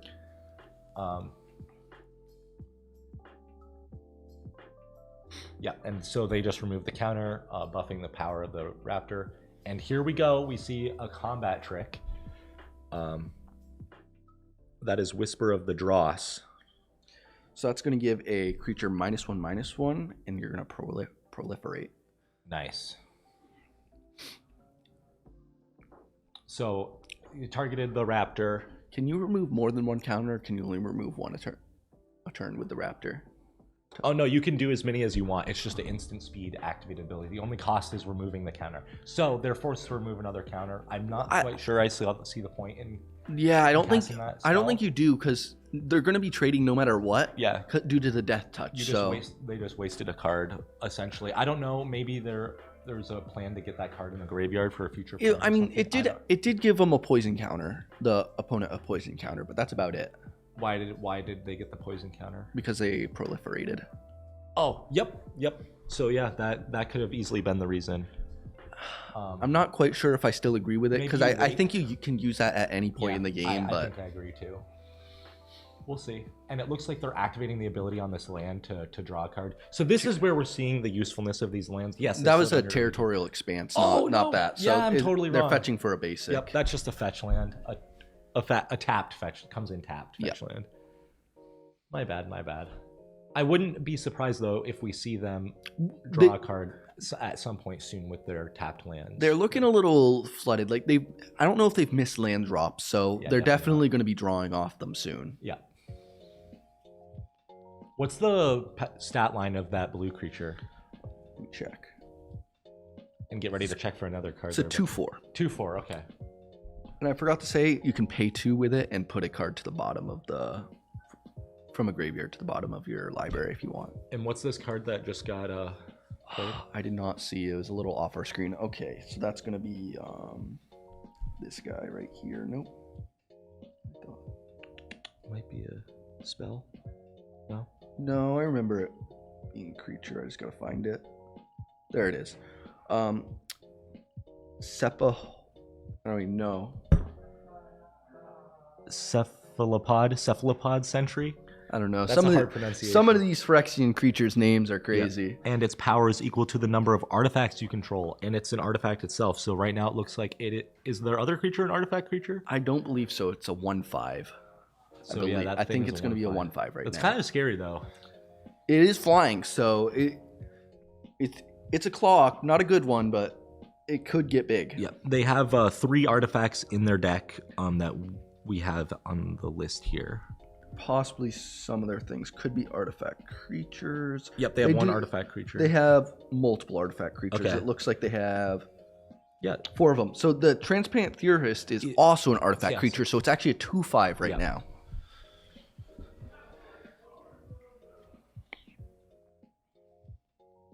a little bit of a stalled board state at the moment. Yep. So he's going to draw off the Dross Pit. It makes sense when you have that much mana. Yeah.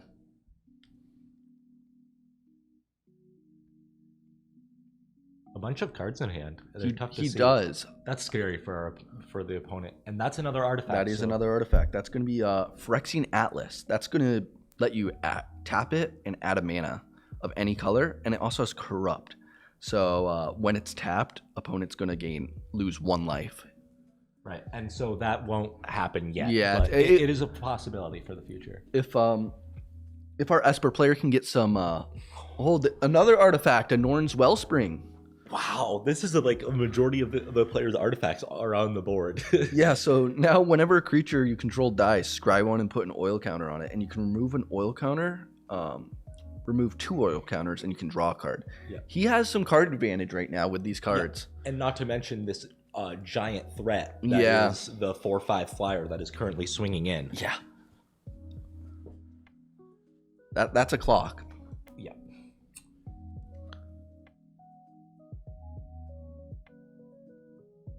And it looks like they elected to fetch a basic. I think so. Yep, off Territorial Expanse. Yeah.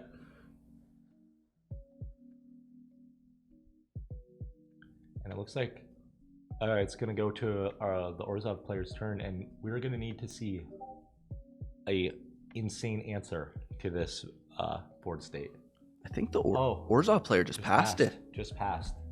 All They right. have tons of cards in hand. I'm wondering, it must just be, I don't know, interaction possibly? What instant speed stuff do they have in their deck? They have more Whispers of Dross, Complete Devotion, what is a buff for your own creature, Offer Immortality, what's another buff for your own creature, and Vraska's Fall. They can make them sacrifice a creature. If they did have that, they definitely need to cast it now to start shrinking that, or else it's going to go out of hand. Yeah. You could wait to try to get, like, before they played and built this board of creatures that they just did during this turn, you could try to get them to sacrifice the big flying creature that can grow, but you would have to whittle down their other creatures too. Yeah. What's that other creature they just played? The blue one. That's the Vigilance flying. When it dies, you draw a card. It's a 1-drop No. or a 2-drop. Yeah, Was it that? yeah, that's one of them, and that's another artifact.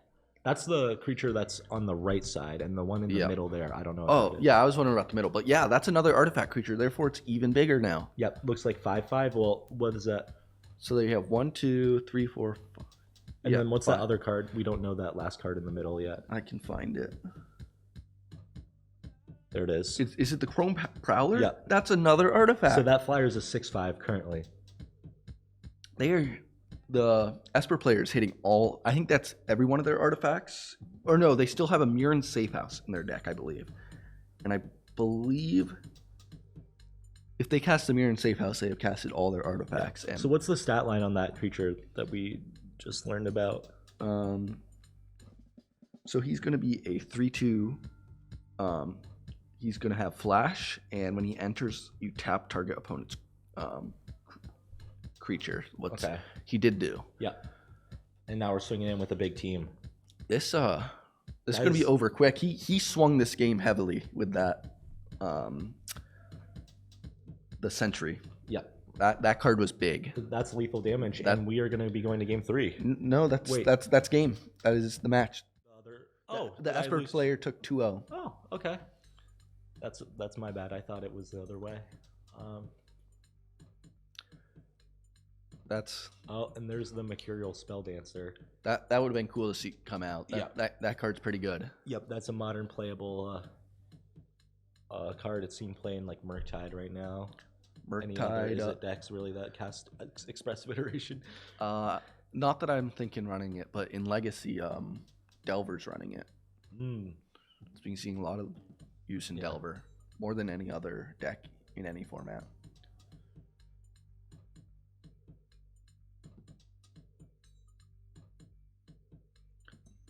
So I believe that's Yeah. all for That round is 2. that is the end of round 2. We will be back for round 3, and we'll be getting close to the deciding who the winner of this tournament is. We're gonna need a few more rounds after that, but Yeah, I'm we're getting excited. up there. Yeah, high stakes stuff here. They're playing for. I think first place gets like an extra 3 packs plus 1 pack per win, something like that. I believe So so. they potentially could be going home with like 7 packs. I don't know how many rounds we're gonna play still. We'll try to figure that out for you guys. But anyways, we will catch you guys when we're ready to start round 3. So stay tuned.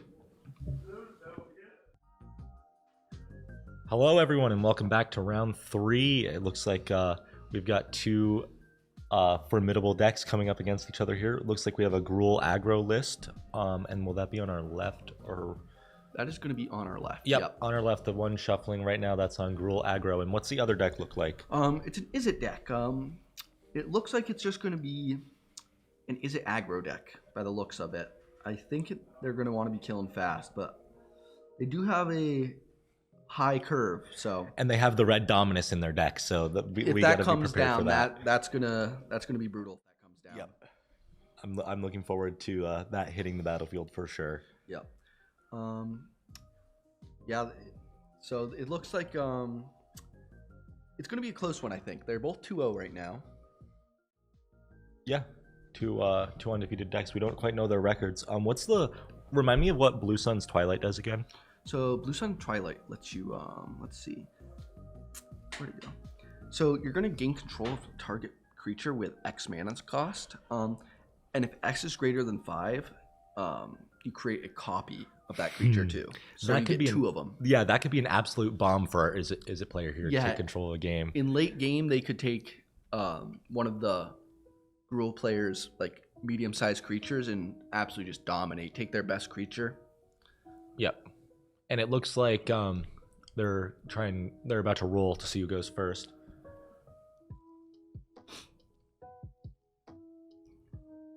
Hopefully, they're gonna get a health counter up here soon. Yep. There we There's go. our life counter. Yeah, we're getting all the things in the works to get this started. How do you think this is gonna go? Who do you have favored here? You know, Just based off of my limited knowledge of the set, I'm gonna say that the Gruul deck is favored, just for being more aggressive and Looks like Izzet's going to go first, Mm. but I do agree. I think the Gruul deck is a stronger of an archetype, I think. yeah, for sure. But But that Izzet player also has a few scary bombs in there. They that, do have that some will bombs. absolutely take and control of the I game. think the Gruul player is missing a couple of the bombs that that a Gruul deck's capable of having in a draft. But Yeah, the really good legend. Yep. But they still have lots of removal, so it's going to be hard for the Izzet player to Yeah. play. All right, so he starts off by playing a Fuseling, or That's our favorite guy, the Fuseling. so him coming down early. Like I said, we haven't seen it yet, but I think he could make a big difference. Yeah. Maybe one of these times. I'm hoping. I root for that card. You can't help but root for it. It's let me down so far, but I think it's there. I think it can do its job. And let's see a response from our Gruul player. So that's going to be a. That's the dork basically. So you can tap it. And Yeah, put the an oil Rustvine counter, Cultivator. and then you can tap it and remove an oil counter and untap a land. So that's basically ramp. Yeah. It's like It's every other turn ramp. yeah. If that's what we get in this format for Yeah. ramp, Wizards did not want cards having ramp. So you just played a Glistener Seer, I believe. Yep. Yep. So that's gonna enter with oil counters, and you can remove one to scry. It doesn't have any attack, so that's just gonna be sitting there on defense, I think, and helping him dig. Yeah. It could definitely. I could see that changing the game with him Yeah. being able to just. Don't count out that effect. That is a very strong effect. The scrying 3 times throughout the course of this game. Yeah, with only 40 card decks, Yeah. he can dig quite far. Yep. And especially in this deck where he's going to be really just trying to buy time until you can play one of your game-ending spells. Yeah. Um, So it looks like he just volt charged his cultivator. The Gruul player has a Branch Blight Stalker on field. What's a 3/1 toxic 2 creature? What isn't? I don't know if it's going to have too much of an effect on the game. The toxic I feel like is irrelevant text on it, but it's looking like it's just going to get blocked at this yeah. point. Hopefully it will remove, at least trade with something. Yeah. That's probably all the Gruul player can hope for at this point. Yeah. The Fuseling just hit in for 2. I'm liking it already. It's doing its job. And still no red mana coming out of our other deck. This That- might that's gonna be inhibit brutal. them. Yeah. Luckily, I think looking at their list, a lot of their red cards higher up on the curve. So it might be having green at the beginning isn't Ooh. too bad. So this card is going to let them search for a mountain and put it on top of their... No, that's a different one. This one lets them look at the top 5 cards, and they can put a land to their hand, I think. What's it called? Is that It's a 3-drop. is it a creature? The Contagious Vorak. Yep, that's so gonna they're- be a 3/3/2. That's a big body. Yeah, and I don't think they hit a land off of it. I didn't quite see, but... Oh, maybe they hit a forest. I don't know. Maybe that was already there. There is a force. No mountain, though. No. No mountain. Mountain, where are you? He's it- gonna need one soon. Yeah, I didn't see his hand. Was there 1 or 2 red cards in there? I think I saw 2 at the minimum. Yep. And our Izzet player is... 3-drop. So That's the enchantment. that's going to be Memorizing Dose. That's going to make enchanted creature doesn't untap during its controller's on-tap step. Yeah, so that thing is tapped down forever now. Yep. Unless he has some effect to untap it, which I doubt. I think a Gruul deck might have a way to remove that, though, if Oh. I was to guess. Yeah. Yep. They do have a Cankerbloom in their deck, so they could remove that and bring that creature back into the game. Cool.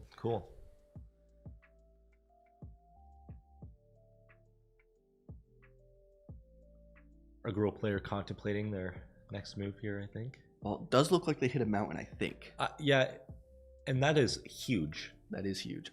Do Even they have any red cards in hand, though? They do. They Yeah. do have 1 red card. One. And even So with just one card, that's still helping them out later in the game because they're inevitably going to draw more cards Absolutely. that need red mana. He has a lot of removal in red, so he's gonna want those. Yeah. Speaking of, I think he just used some. Yep. Was that a? What was that? Was that Rebel Salvo? No, I think that was another Volt Charge. No, it was a hazardous. Oh, it was Blast. Hazardous Blast. My bad. Yeah, I think that deals 1 damage and To each creature, and creatures your opponent can't block this turn. yeah. So then they can swing in with the, and they've got. This is an important. Note is that the Izzet player is already up to 5 poison. That is halfway. They are there. halfway dead. You know, I thought that poison wasn't going to matter that much, but it's building up. Yeah, and what's that card? And that is the Blue Sun. Twilight. You just stole his Taking the creature. toxic. Yep. Didn't get to set it off for the huge payoff where you double it. But I think it's worth it though. I Yeah. think it's worth it. It was too big of a clock with that Yeah. 2 poison. I'm interested why they haven't chosen to scry yet with their. Is it mana? Do you have to pay mana to do it too, or is it just tap or remove? I thought it was just removed, but I can check it out again. So you just have to you do have to tap it. Here we go. There we go. He's finally doing it. Yeah. Maybe last turn we missed. They needed to block or something. Probably. But still, I think they could still do it on their end step after Yeah. they block. I think that doesn't make any sense. they I don't know. We may never know. they might have just had some good stuff in hand. Let's see what that is. So it's a equipment, I believe. Barbed Batter Fist. So that's for Mirrodin, so it's going to come on a Rebel, as you can see, and that's going to give the Rebel +1/+1. So it's not a And what's huge the game. the equip cost? The equip cost is only 1, so they can change it around. Yeah. So Move it to that toxic guy. possibly. Maybe. I don't know if that's the right play here. I don't think it matters too much, but to keep the toxic guy alive, it might be worth it. Yeah. But at this point, I don't know if the Izzet player is really going for the toxic kill. I don't know if that's super relevant. Yeah, you're right. And we just get an incubation sack out of our Gruul player. They can pay, I believe, 4 3 mana. 4 and tap it, remove an oil counter, and make a 3/3.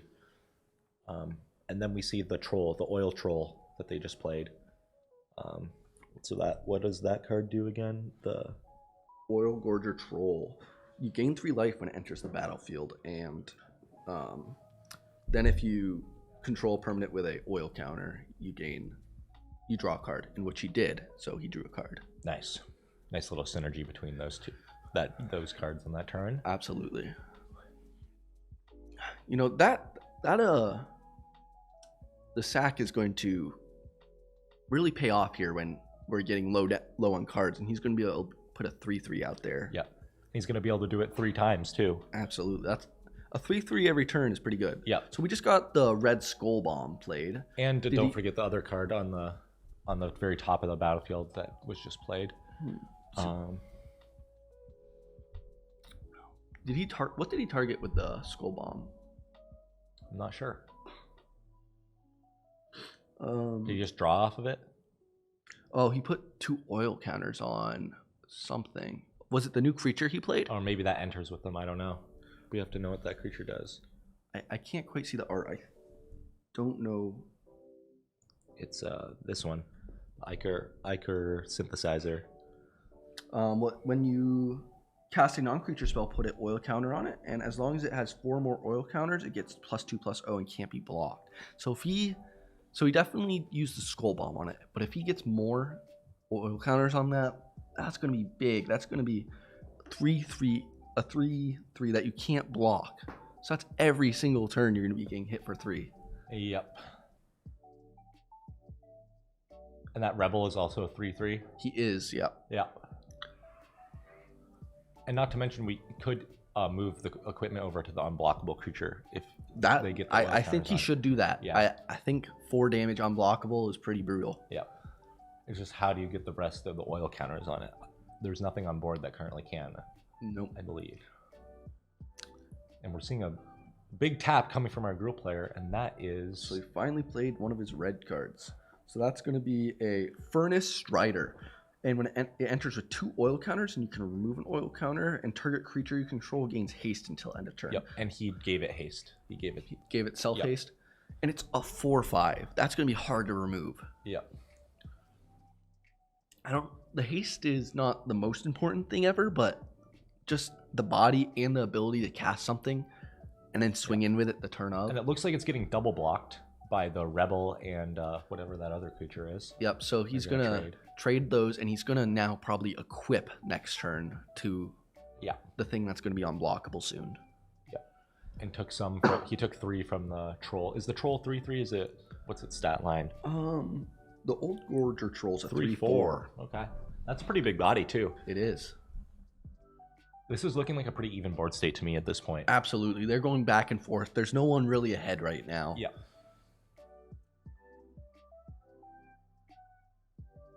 Ooh. And that's a big creature. That's the believe. top of that's his highest mana card. And it's going to be a 5/5 menace with reach. Resistant Skywarden. Nice. That is just a classic no frills Big big creature. guy with menace and reach. So Yeah. That's the menace is going to be tough to deal with. a clock. You might end up double blocking with like 2 of his incubation sack tokens at some point. Yeah. That'll be an all right trade, I guess. I think the Gruul player's going to have to make Or one you of could his things soon. Yeah, or you can make an incubation token this turn and then block with your troll too, and Yeah. only one of them would die. So that would be good. But don't forget about the equipment, which can get moved over and can make that guy a 6/6, which still wouldn't be able to kill the troll and the sack. But that is important that we keep track of that. Yeah. And the Gruul player did play an Evolving Adaptive. What does get bigger with each oil counter on it? It's going to gain +1/+1 with each oil counter, and it enters with 1. So it's currently just a 1/1. But And it starts as a 0/0. Yeah. Yeah. Okay. So it's whenever a creature enters the battlefield with a higher power than the evolving adaptive, oil. it's going to get another oil counter. So that's pretty likely, at least early Absolutely. on. It's going to get at least a couple if it doesn't get removed. Yeah. Speaking of, just got removed. And that the Hex Gold slash that deals 2 damage Yeah. to that creature because it does not have toxic. Yep.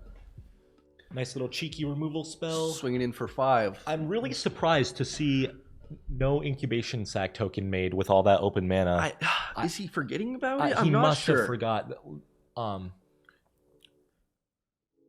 You can only activate it as a sorcery. But but- so but- we missed it last turn. I feel like there's a couple turns where he could have done it by now, though. Yeah, he could have done it last turn. Maybe he was. I think he was trying to grow the evolving adaptive by entering the 3/3 multiple times, but Oh, I think just getting the 3/3s out Yeah. earlier might have been a little bit better. yeah.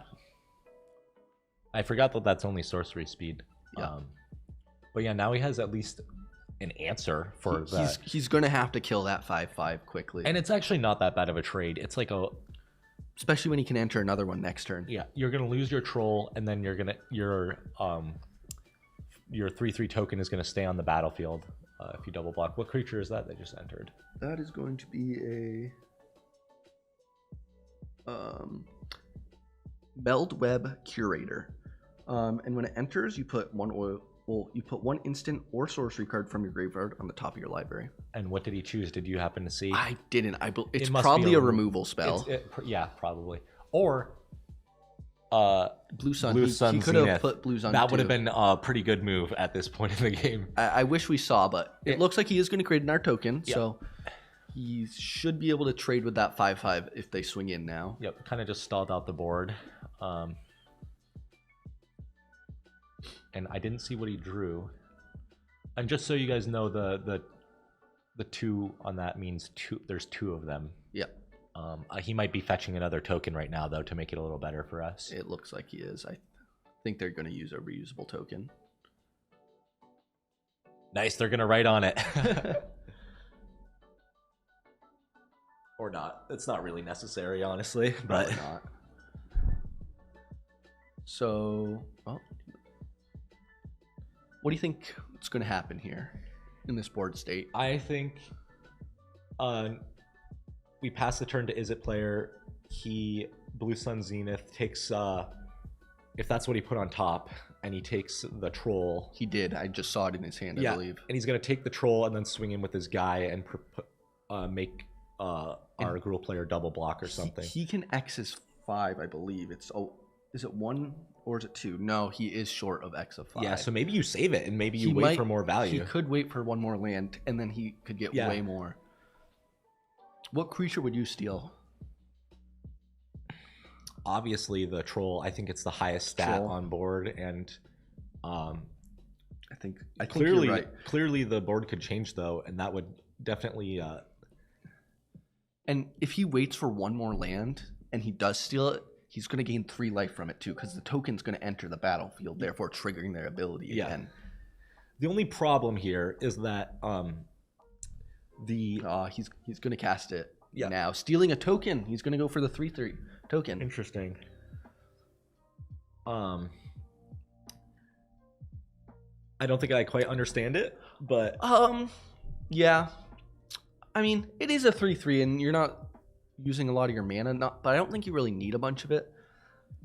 I can understand not waiting, but I still could actually. So he couldn't steal the troll though? He could not steal the troll because it's a 5-drop. Yeah. So yeah, he had to do that. Yeah, you're right. It might have been tough to wait for 1 mana. So yeah, and it looks like we're gonna get that double blocking scenario that I predicted.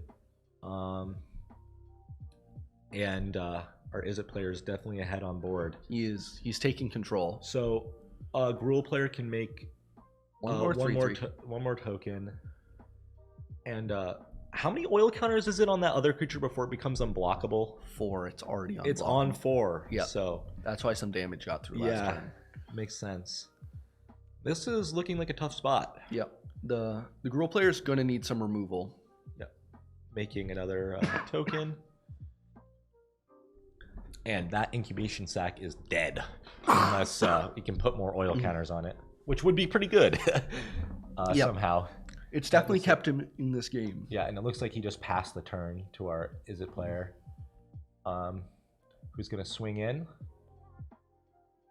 for 3 with their unblockable guy, and probably just pass back and say, hey, you have 1 turn to do something. And that is going to be...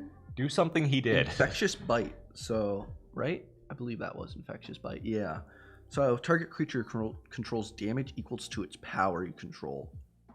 To target creature you don't control. Each opponent gets a poison counter. Nice. Did they uptick his poison counter from that? I don't believe so. Well, hopefully they will figure that out. They definitely will.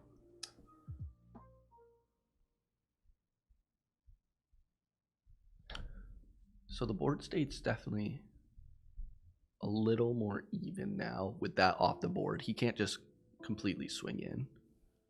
Yeah. But and another mesmerizing dose. Mm. But it's not tapped yet. So it is not. So he can still block. Yeah. He does. Wait, does it tap it down? Tap. It does tap it. Does. Oh, okay. So that's I think that's worse. game, right? I'm not. What's so the can power block of the other? I'm not sure, but he's just getting hit by a 3/3. Or and the removal from the flame. What's that card called? Volt Charge. Okay, so he's still in this. Staying alive. He could die to poison if he has a correct. He has 3 more Volt Charges in his deck that all proliferate, so it's going to add poisons each time. And there's 3 more in the deck. I feel like we've seen he might have used. Well, yeah. Our opponent has 1 too, so we might have remembered that. He has 2 or 3 left. They are kind of expensive. Looks like he's going to scoop it up anyways. Yeah. Didn't hit what he needed to. Yep. So there was definitely some hits that possibly could have done it. What a close game. That was a really great good game. Yeah. Super pumped to see what adjustments they make going into game 2. What do you think's gonna happen in game 2? You know, it's such a hard thing to predict.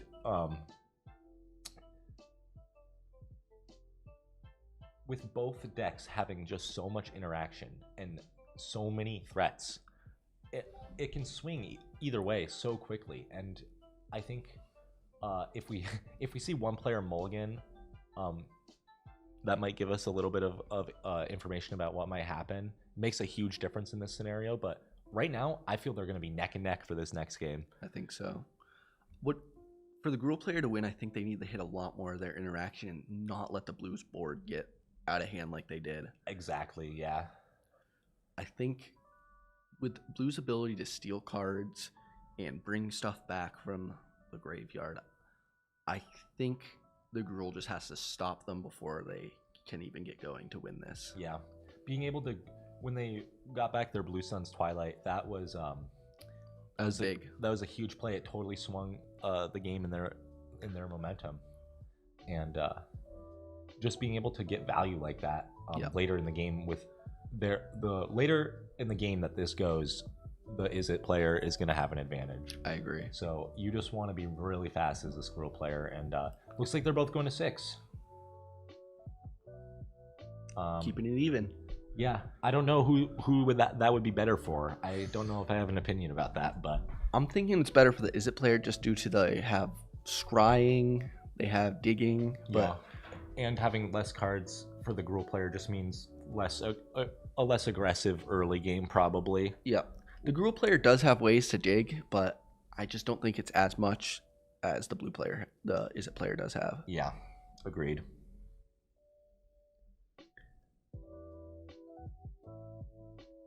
Well, it looks like they're going to take another. Hopefully they get better hands this time. Yep.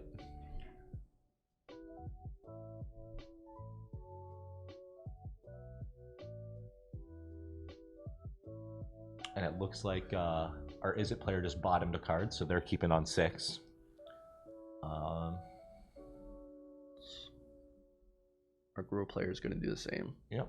So pretty even start to this game, and the Gruul player is obviously going to kick us off with the play. We'll see what they do. I didn't see any 1-drops in their hand, so it looks like they're going to play land and pass. And the opponent returns the same. Our Gruul player on both of their colors early on in this matchup. They're doing a lot better. Besides that, they're not getting creatures out there Yeah, early. That could hurt them. I really would have liked to see some early creatures. So this is the guy that is unblockable with 4 counters, 4 oil counters. Yeah, the Ichor Synthesizer. Yeah, and it gets +1/+1. Is that right too? +2/+0 when it has 4 counters on it. So its base stat is a 1/3. All right, got it. This Gruul player is going to need to do something. Yeah. They passed again. Oh man, maybe they've got a big plan for the late game. Possibly another Ichor Synthesizer. Yeah, That's that's a hard ask to get that many counters. That is. on I both don't of think them. both of those are going to become unblockable. All right, what's that? Sawblade Scamp. So that's going to be haste. It's going to be a 1/1. And whenever you cast a non-creature spell, you put an oil counter, and you can remove an oil counter and tap it to ping for 1. Nice. So that's has a little bit of utility to it. It does. You can get around blockers with it. Gruul player's really going to need to start casting some things, or I don't see them staying in this game. He shows us the Twilight in hand. That's a power move right there. That is. And I'm a little bit worried because it doesn't look like our Gruul player has a land in hand. This just might be a blowout. That is a really bad sign. There's the 4 Mirrodin equipment, Yep. the Batter Fist, the Yep. Barbed Batter Fist. And that due to the Batter Fist, it did put a counter on the Scamp. Yep. Gonna swing on for 3 here. Yep. I'm kind of scared for our Gruul player here. It's not much of a clock, but the fact that he just hasn't played anything by turn 4, it's not looking good. Takes the 3 damage. Do you think the Izzet player should have equipped the equipment to one of his other creatures? He has the 1 open mana. It would have been 1 extra damage that turn. Maybe. It's not necessarily going to change. So there's What removal is that? That's the one that lets you proliferate. Is it the Volt Charge? Yeah, Volt Charge. Yeah. Yeah. At least we're seeing something, and there's some ramps. So this in a That's few turns will potentially let them play a 4-drop if they don't hit any lands. Hopefully, it's gonna take it's 3 turns It's until not very good. And that is the Skitterfang, something Skitterfang. That is going to be Skitter. yeah the Atraxas Skitterfang.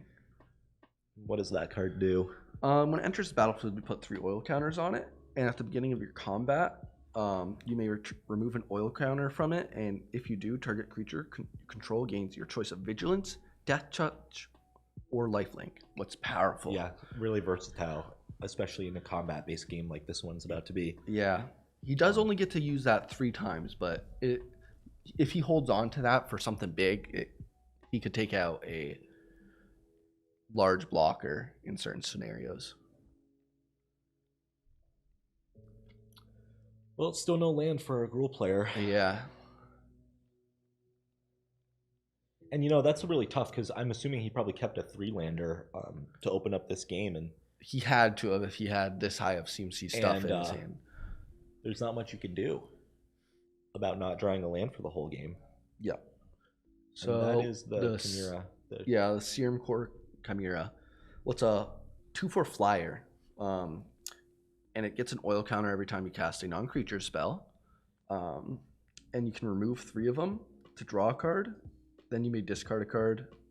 And if you discard a card, it deals 3 damage to target creature or planeswalker. Yeah, this is one of my favorite Izzet cards in the set. I think it is my favorite Izzet card in the set, just due to its ability to be a body and also just continuously remove their creatures. Yeah, it's definitely powerful. Yeah, for sure.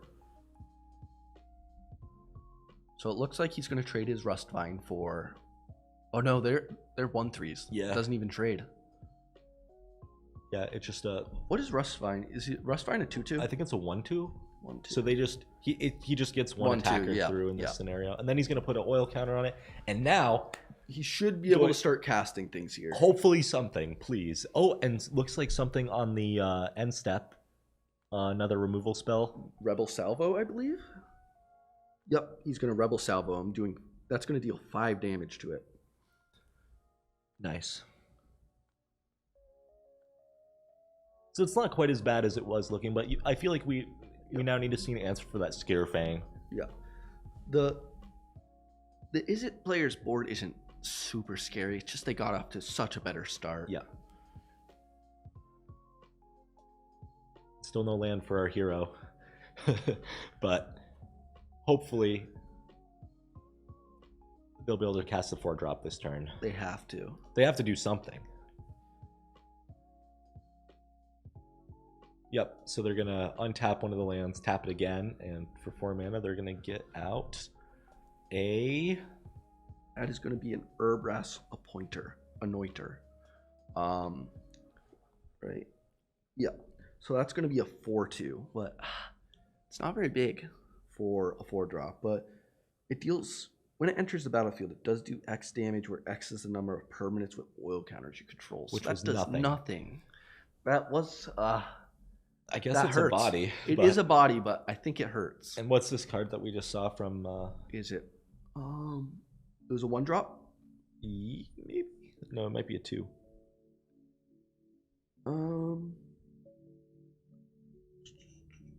Might be bigger, I don't know.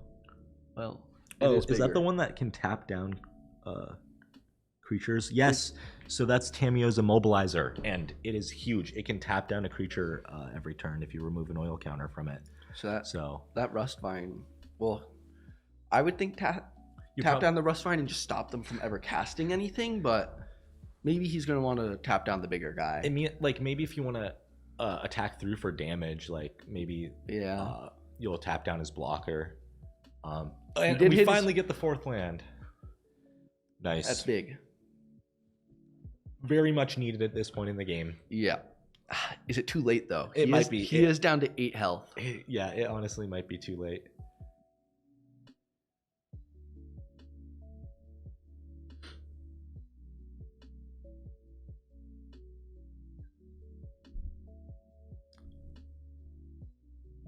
The Is It player possibly could end it this turn if they have. There's the Skull Bomb. That is going to make one of his things unblockable now. Yep.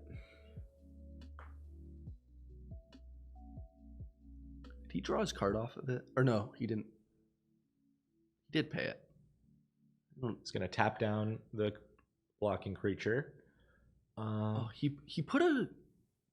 Does it only require 3 counters on each of those? He put 1 on each. Does he? Hold on. Equipping, Okay. and maybe there's another non-creature. Oh, he put the Skull Bomb into play, but due to that, it put counters on each of them, so he didn't actually activate the Skull Bomb yet. Yeah, So I missed that. and now he just activated it. Yep. So that's going to be swinging in for 4 right there, unblockable. Yep. Plus, he can remove a counter from the other creature, giving him lifelink if he wants to. That would be pretty powerful. And I think that's what he's going to do.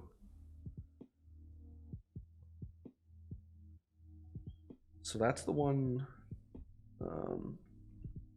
That's going to be the Infectious Bite. And he had his other thing deal The damage to it. Yeah, the 4 damage from that thing's power.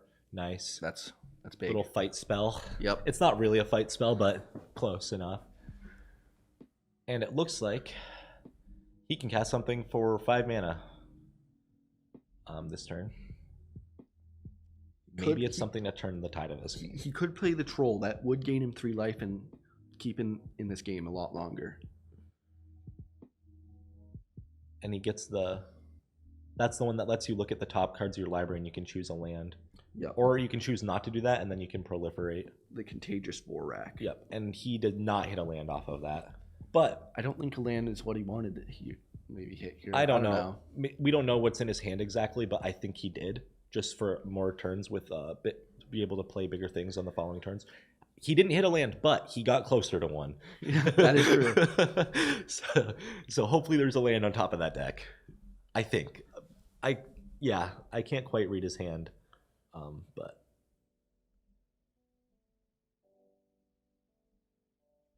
And that's scary. that unblockable damage. Yeah, he can just keep tapping that down. Yep. Okay, and now It's not going to on tap now. Yep. So that's no blocker there. And how is that how is the tap down artifact that's tapping down the creatures, how's that getting more counters on it? Probably proliferated, if I would possibly. Must have. And then he just cast a removal spell on that creature, and it looks like that ended the game for them. Did it? That was enough to call it. I think the Gruul player just couldn't hit his land, and Yeah, our predictions were slow. totally off. from the very start, Yeah. That's interesting. The Izzet deck proved to be extremely powerful. It had a lot of strong control mechanisms that just completely shut down the opponent throughout the game. Yep. And I think the Gruul was just on its low end, was missing a lot of power. Yeah.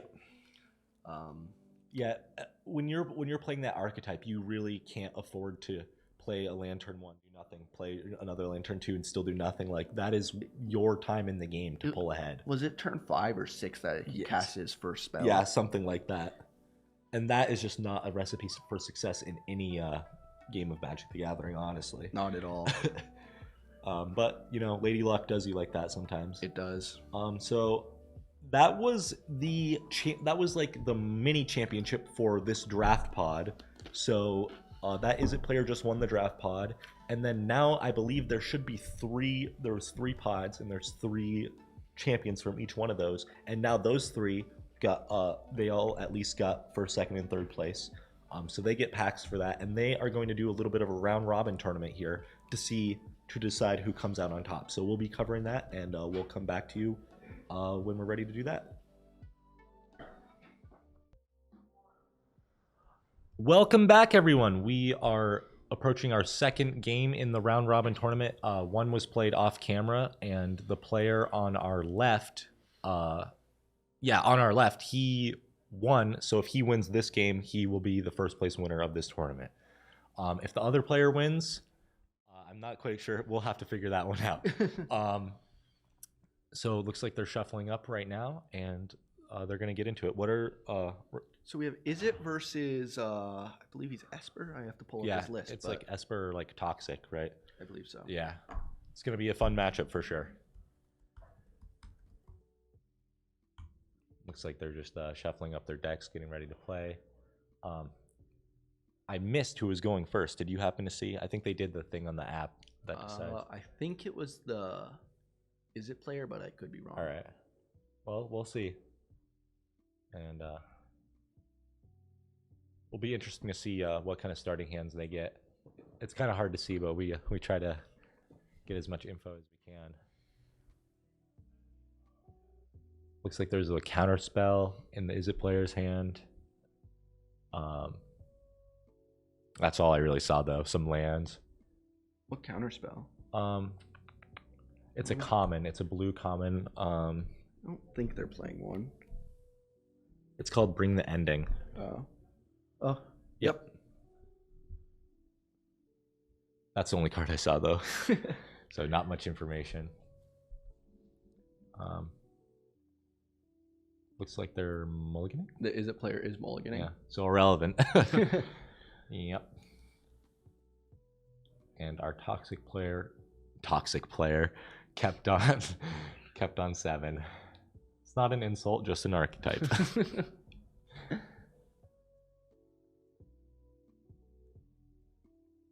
So how do you feel about this matchup? Honestly, we were so backwards in our prediction of the last matchup. I'm kind of afraid to make a prediction, but I'm thinking. I don't know. I'm thinking this toxic deck is going to be pretty hard with all of its small threats that also replace themselves. It might be hard for the bigger removal and game-ending spells of the Is It deck to deal with. Yep. So we're starting off with the Is It player. He played a Glistener Seer to start, and then went in right into an Ichor Synthesizer. Those getting off early could be pretty big. Yeah, especially being able to scry every turn. Yeah. That can really be huge. He can definitely fix the next couple of his draws. Yep.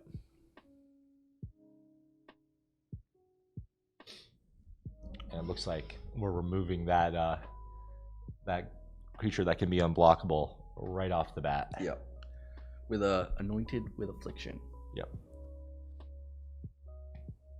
And now our blue player can scry. And another island off the top. No red yet, I don't think. Does not. Doesn't look like he has any red cards in hand, so shouldn't affect him too much yet. We might see a combat trick.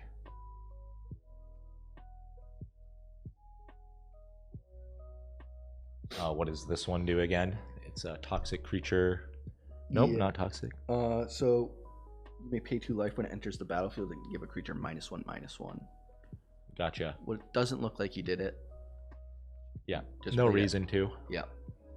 because that creature only had 1 damage marked on it. And this is actually kind of, I forgot about this card, the artifact that taps down the other creatures. That's kind of scary for this toxic deck, because whatever like their best threat is, it's just totally eliminated from the game. Absolutely.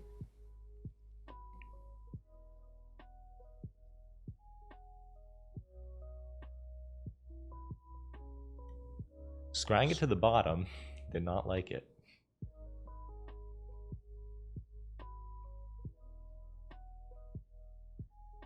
And here is our big threat. This destroyed his last opponent. Yep. And what is that? 2 artifacts? Is the Crawling Chorus, is that also an artifact That creature? is not. Okay. But it looks like it's just going to be tapped down anyway. Immediately tapped out. How many copies of that card does he run in the deck? Not the tapping enchantment, but the artifact creature. One. The One. only one's one. Okay. So it's big to get that out of the game early. Yeah, for sure.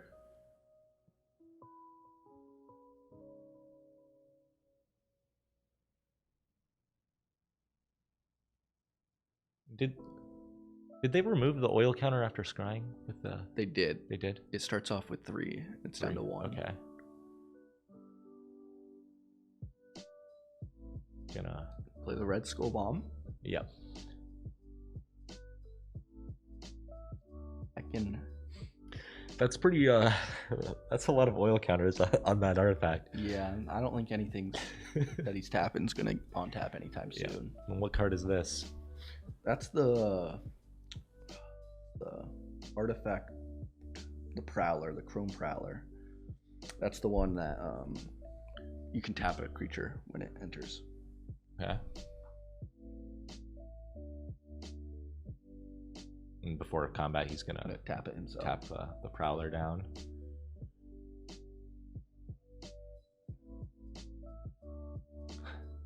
The Izzet player is looking low though. He has to definitely draw some Yeah. action soon because the Esper player is getting more creatures on the board than Yeah, just go they can wide and control. overwhelm the opponent here. Yep. Definitely. And it looks like he has that big high cost flyer in hand.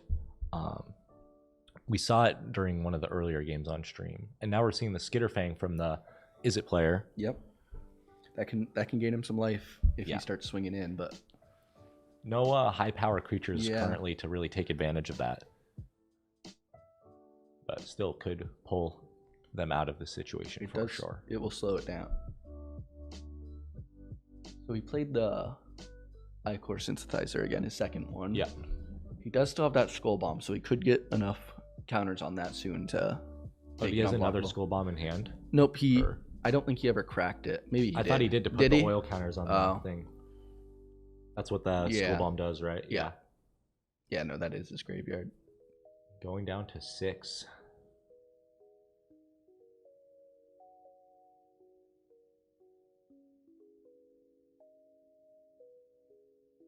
Gonna go fetch a basic. And I feel like we're gonna see another big flying threat from our toxic player. I agree. He can't have too many more creatures in his deck either. He's removed quite a bit of lands. Yeah. Too many lands left. And plays another land, 1 card in hand. I'm not. Oh no, maybe 2. I'm not quite sure what they are. Something big. Yeah. That's the That's a 6-drop flyer. yep that you were talking about earlier. Yeah. The Apostle of Invasion. It's a 4/4 flyer and has double strike if they have corrupted, Ooh. but they are close to They're having very corrupted. close. 1 proliferate could put him there. I don't know if he runs anything that proliferates in that deck. Makes sense to tap that down now. Yeah, I would say so. I looking at this board state, I think it's all but pretty much over. I don't think the Izzet player can really come back Yeah. at this point. And that's another flying threat, right? Yes, I believe so. That is going. Toxic. It is Toxic 1 flying. It's going to be a 2/1. Mm. That will activate the corrupted on the other creature. I forget what it was already. The corrupted ability. on Double it. strike. Double strike. So it's irrelevant, it- basically. It's going to get tapped down Yeah, every time anyway. Exactly. So, but it does free up some of his other cards. Yep. And plus this 2 damage per turn. That's a 3-turn clock as of right now. It is. What do you think are the Izzet players' outs right now? Blue Sun's Twilight. Maybe he could Blue Sun. How much mana does he? I don't think Blue Sun does it for him. He Because it's doesn't a have 6 enough. drop. It's so expensive to take control of that the Yeah, big flyer, which would be the ideal play here. absolutely. Yeah. Did he just? He dropped a indoctrination attendant. And did that remove an enchantment Um, or something? Or were they just cleaning up? Was that just them? I think cleaning they're up just done. the He board. scooped. Gotcha. Yeah. All right. Well, on to game 2. And our predictions were actually kind of spot on I think so. for once. Yeah, that at a certain point, it almost looked like the Izzet player was gaining a little bit more momentum, but they had already lost so much life, and they really can't recover from that. Because at that point, even just a few small creatures can Just win the push game. through. Yeah, And eventually he will run out of counters to tap down that big creature. So Yeah. What were we at the end of that game? Like 3 or 4?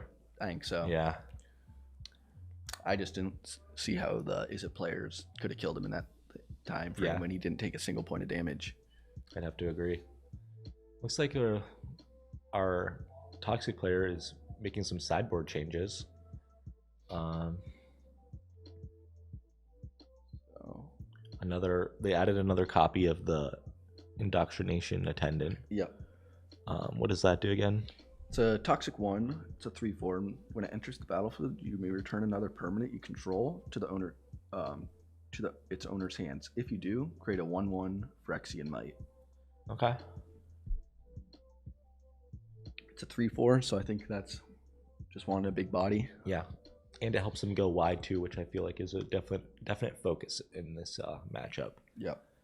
And he can bounce something like his Crawling Chorus or whatever, and it's only a 1-drop, and he gets a Might. Yeah, So that's just more creatures, and you can play it next turn, and he'll Yeah. definitely have the mana for it. That it's late in when the game. Crawling Chorus dies, right? Yeah, Not so it leaves the doesn't create battlefield. another Might. That would be It- hilarious. That would be sick if it made 2 Mites.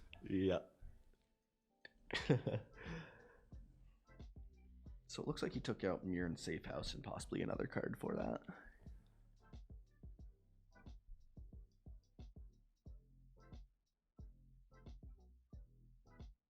So with the Izzet player on the play, do you think the game's going to turn out different, or It definitely is going to help.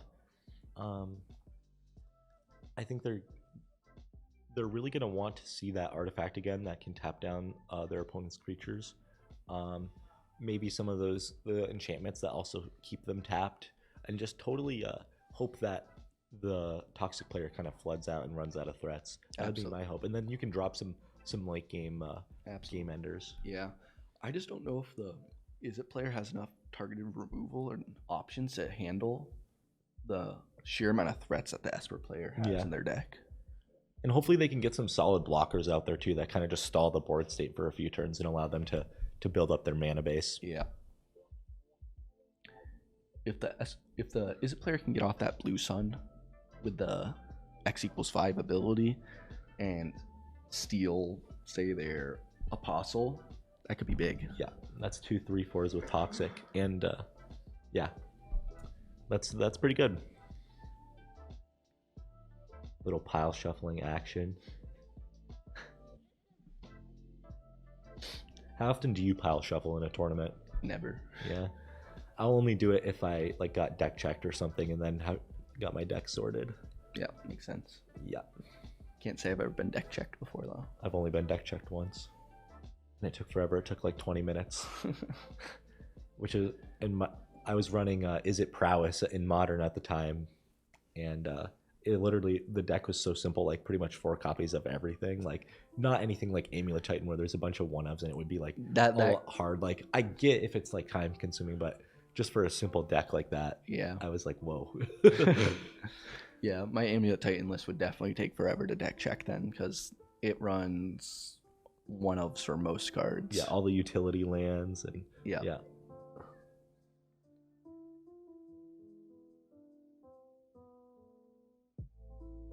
So it looks like our Izzet player is going to 6, or they just haven't taken their opening 7 yet. I might be wrong.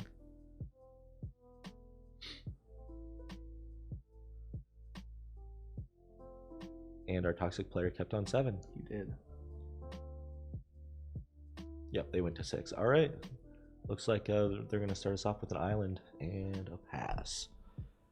Pretty predictable turn from them. Yeah. Not too many 1-drops in either Yeah. of these decks. And here's the indoctrination attendant that another copy was brought in to this toxic deck. Another tap land. And starting off with the Skitterfang.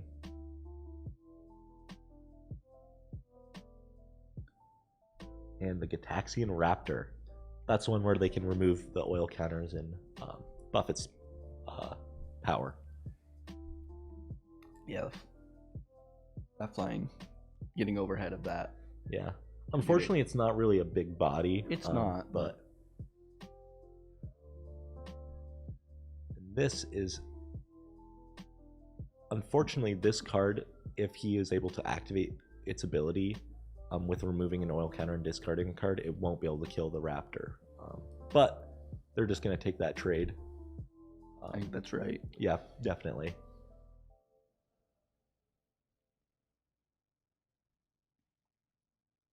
So the Izzet player here is ahead on board temporarily and one ahead in mana, but they're definitely down in card advantage. Yeah, And I don't know that's if not that, where they want to be in this game. I don't know if that Chimera does too much for a while. Yeah, because they have to cast non-creature spells, and right now they want to be getting bodies out there. Yeah.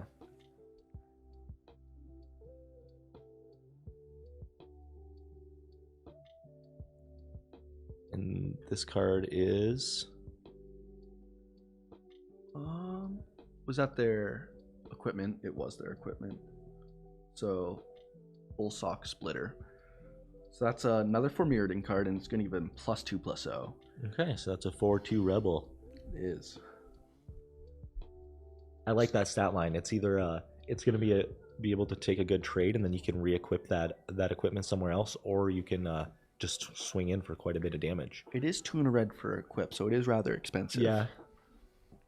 True. You're But not- when you're this low on card advantage, and Absolutely. maybe you probably won't have much else to do. It is some action, but Yeah. if he does get into some higher CMC things, he's going to struggle to do that and cast. So now we see the Flying Vigilance guy. When it dies, draw a card. Yep. Malachiter's Watcher. And another one. This is nice, having 2 flyers out. That'll cantrip later on. Yeah. There are only 1/1s, but And you can attack every turn and still have them back for blocking. It's pretty good. And here comes a critical part of this deck, in my opinion, so far, has been, yeah, tapping down creatures. and I don't really have any great targets for it yet. But he did just get the Seer out, so he can start digging through his deck to Yep. find the cards he wants. Yeah, and what's that stat line of the creature that just got tapped down? Oh, what is that? And it looks like the Rebel was just double blocked by those 2 Yep. flyers. Which is honestly not a bad trade. That's the Transparent Theorist, so it's a 3/4. 3/4. All right, that's a pretty big body, so that is a good target to tap down. Yep. And then now we've got this the big flyer, the flyer that grows with artifacts. And the Theorist is an artifact, so. So it's a 2/5 right now. Yep. Soon to be growing. Unfortunately, those 2 Watchers were also artifacts, so we had to trade them, and it would have been a lot bigger if they didn't. Yeah, that is true. And I do believe I remember seeing the Sentry in his starting hand, so he did know that he had it. Interesting play. He has another sentry in hand. Is that? Yeah. So that's interesting. Oh, he does have 2 Sentries. I thought he Um, only had 1. Yeah, and it looks like he casts the Planar Disruption on the Chimera, which means it can't attack or block or activate its abilities. So that's dead now. That's big. Yeah, for sure. It was getting close to being able Yeah. to ping something for 3. And now he's got the equipment on the scrying creature. So he's going to opt to attack in with that every turn instead of scrying now. An interesting decision, but I don't quite know if I would have done that myself, but it is nice to have it there just in case. yep. So he did just play the Atlas, the Phyrexian Atlas, what's going to give him more mana Yep. to cast more things every turn. And now those are 4/5s. He's starting to get into the big artifact Yeah. board state like we saw the first time he played. Yep. This is a pretty scary clock because one of them can get tapped down for 2 turns, and but that's still 4 damage per turn for the next 2 turns. And with the Izzet player's current board state, I don't know if they can handle that. Yeah. Just played a Zenith Chronicler. So they draw when their opponent draws a multicolored spell. What? When the opponent casts a multicolored spell. Yeah, Okay. their first one for the turn. Okay. I don't think that's going to matter too much. I believe there's only 1 or 2 more multicolored spells in our. Yeah. They all just hit the battlefield a few They turns did. ago.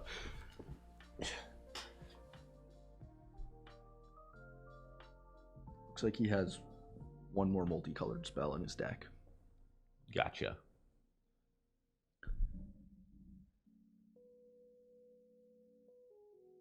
So one of those is going to get tapped down. He already tapped one. Yeah, down, I'm going to Sentries. block. Then he's going to remove it with some sort of removal.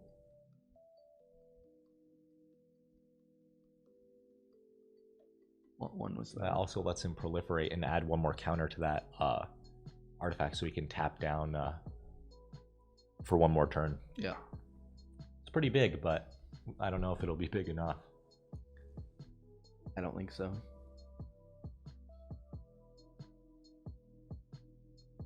That is another artifact, I believe.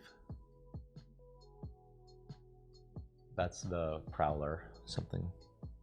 Yes. Yep. The Chrome Prowler. Yep. And that's going to allow him to tap his blocker down. So. Yep. Down to 3. Yep.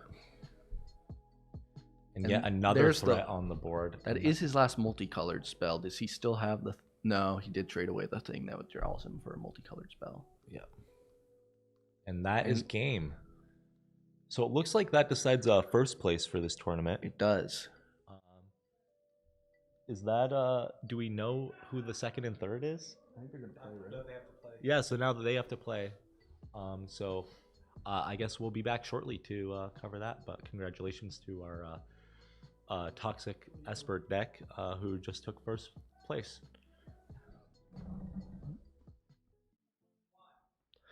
Hello everyone and welcome back. This will be our final game to conclude this tournament this weekend. We just decided the first place winner, and this game will be for second and third, the winner going to second place, obviously, and the loser getting third, which is still a great achievement. Out of 24 players that showed up today, these were our top 3, and they each get their own little trophy. So yeah. Yeah, we got some. Is it playing against some 4-color good stuff right now? Yep. Namely Traxa is their win Yeah. condition. Traxa. I keep saying Traxa. Are we good to go? Yeah, you guys are good. You guys are good to start. That was just one of the players asking if they're ready to start, which they are.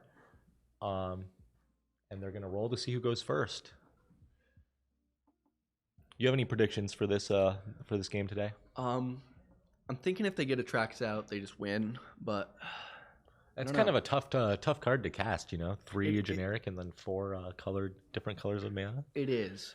They do have some good cards in their deck though. They got Skrelv, so they're going to be able to get in for some early damage using that. And then, besides that, it's just looks like a bunch of just Is Skrelv a 2-drop?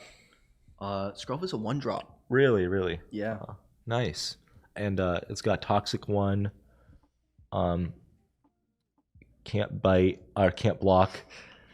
And then you can pay a white or Phyrexian mana and tap it and choose a color. Another target creature you control gains Toxic 1 and Hexproof and cannot be blocked. Nice. So it's kind of like just a might token that has that added ability. Yeah. Nice. Did they both? Did the Izzet player keep on 7 or? I don't know. Looks like they're at least thinking about it. Yeah. Yeah, based on Our 4-color good stuff did mulligan, I believe, though. predictably so. Yeah. They're going to really be looking for ways to make all their mana that they're going to need to cast their win condition. Yeah. Walking into this, I saw them draft it. I wasn't expecting the 4-color good stuff deck to work out too well, but apparently it's been working. He's casted Atraxa multiple times today. Yeah. What did he say? 4 during I 4 think- games? I think so. Yeah, and it looks like the Izzet player is going to start us off with the creature that can let them scry. We've been seeing a lot of that today. And then what was the return? Is that the copper? I Um, was 2-drop. That was the Copper Longlegs, copper yeah. Longlegs. and then they just went into a 3-drop. That's going to be the Tainted Observer. And the Tainted Observer is going to be a flying Toxic 1. It's a 2/3, and whenever another creature enters the battlefield, you may pay 2, and if you do, proliferate. Nice. There's that Where's- Ichor. Yeah, Ichor. we keep seeing the same openings from this Izzet player, and We do. They didn't work. They didn't work in the last round, but it is a very strong way to open a game. That creature being unblockable and being able to scry every turn can really pose a threat to your opponent. Yeah. So what colors does our 4-color deck have currently? They're missing. What is that going to be? white. They're missing white to cast Atraxa. They have blue, black, and green, so they're close. They are pretty darn close.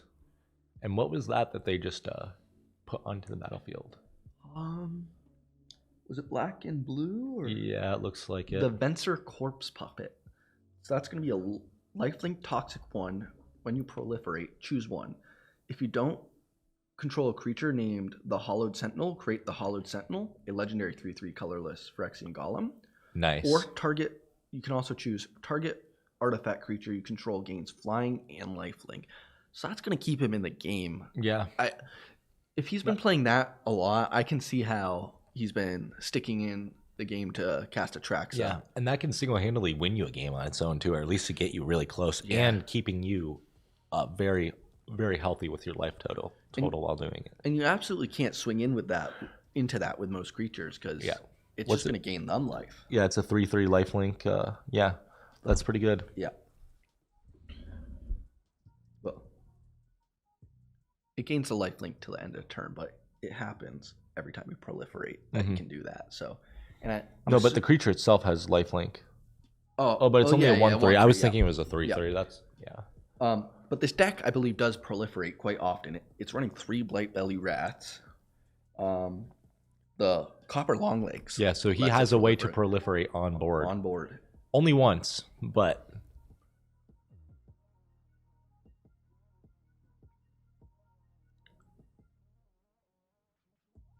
So he is gonna swing in with the 3/3.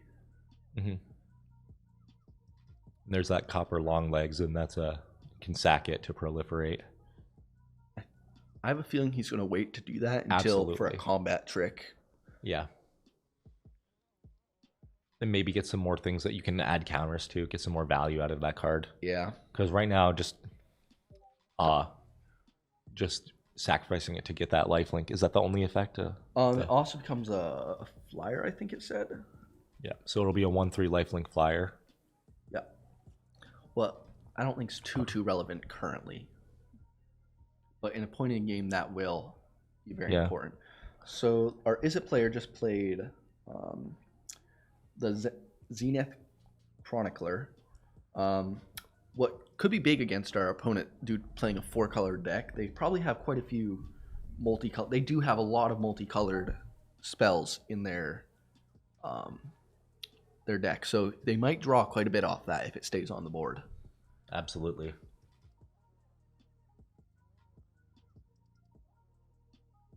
A great card in this matchup, honestly. I think so. It's gonna keep their hand relevant. I don't know if it's enough, but our 4-color deck has a pretty threatening board already.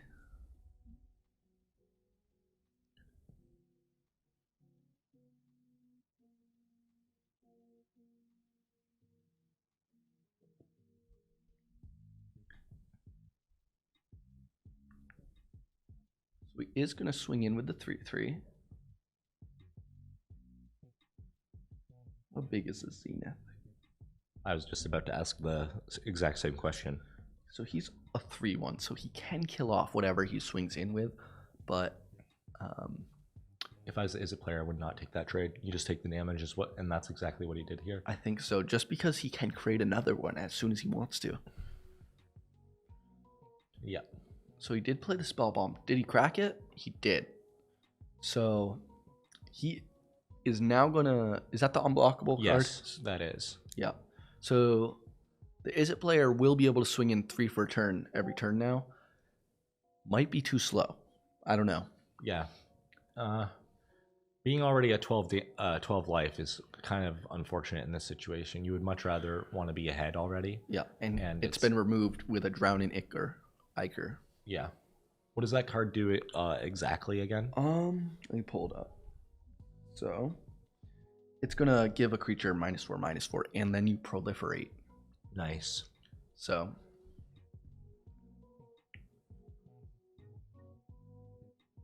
and there's a Blightbelly Rat. So as soon as that dies off. Yeah. So and the opponent's not going to want to kill it. The Izzet player's not going to want to kill it because then as soon as they do, he's just going to get another 3/3. Yeah.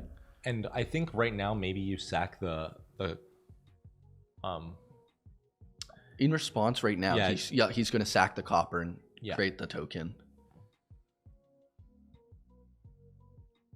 Yeah, I don't know if that removal spell is instant speed or what, but they should have waited for them to try to make a guy first. Probably. And that is a... I do not know. Do you know what that is? There's another seer. Yeah, I'm not sure what that top card is that just got played.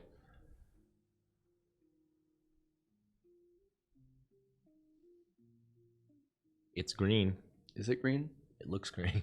It's the ones that are really far out there are hard for us to figure out. Yeah, I'm not quite sure. Yeah. Either way, it looks like it's a body in this situation. They're swinging in for over 5 right now, so they are swinging in for lethal, so they Yeah. do have to block. Yeah. And earlier we had a major focus on the Atraxa, but clearly this deck has some other mid-range answers that can just get you. Yeah, clearly it does not need the Atraxa. That sums up game 1 right there. Yep. Whatever that creature is up top clearly was enough. Had at least 3 power to kill him. Yeah.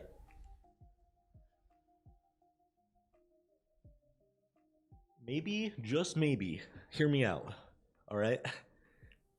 Maybe we go to 3 games today in one round. I feel like every round that we've gone over has just been a straight 2-0. Has it? I believe you might be correct. Yeah. Yeah. And I'm not trying to wish a loss or a win on anyone because we're supposed to be impartial, but I do want to see a close round like come down to being close, you know? Yeah. So maybe it would be good to see the Izzet player pull ahead here and get a win to bring us to game 3. Yeah. The Izzet deck's truly capable of pulling out wins. We saw it before. It just I don't think his draws have been the best. We haven't seen some of his upper end creatures or spells that he's casted. We've mainly only seen 2 or 3 cards out of him every game. Yeah. It's tough. I don't really know what kind of openers you look for in that hand. Obviously, you know, in the limited format, you really have to take what you can get. But clearly, there just hasn't been super late game bombs that have been dropped to win games like we saw earlier in the day. Yeah, he's lacking actions in the second half of the game. It looks like he's kept like the same 3 hands the last 3 games we've watched him play. So I don't know. Yeah, we haven't seen any of the big threats like the Red Dominus, or we haven't seen the Skywarden in a while either. No big bodies out there to really put something out there that can actually end the game, you know? Yeah. So I'm thinking he needs those hands he's keeping look good in the early game, but he's just not drawing when he needs to. So maybe he should take a hand with a bigger guy in it just for the guaranteed threat. That's what I was thinking, but you really do need that early game interaction too. You do. It's tough when your draws aren't lining up. Absolutely.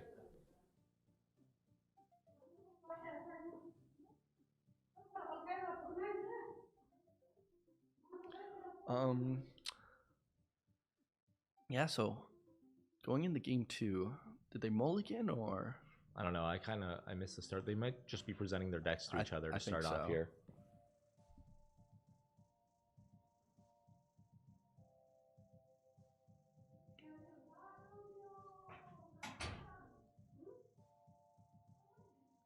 Looks like he had a Skrelv in hand.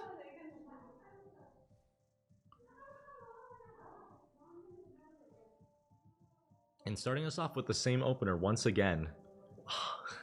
You know, looking at his hands, it looks like mainly lands. I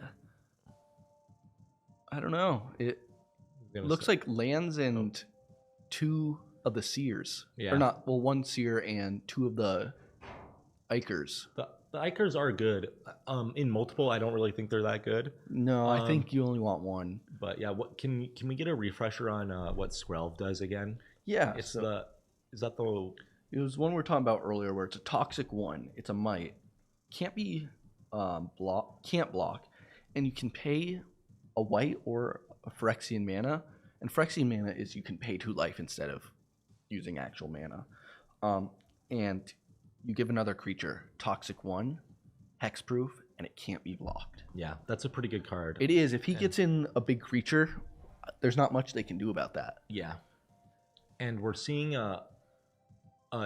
Izzet's board fill up quite quickly. They played what's that card called? The Fuseling again. The Fuseling. Maybe they'll be able to grow that for this and put out a big threat. Yeah, it's been a while since we've seen the Fuseling out of him, and as you know, I'm a big fan of it. Unfortunately, there goes the Fuseling. Yeah. Just casted a planar disruption on it.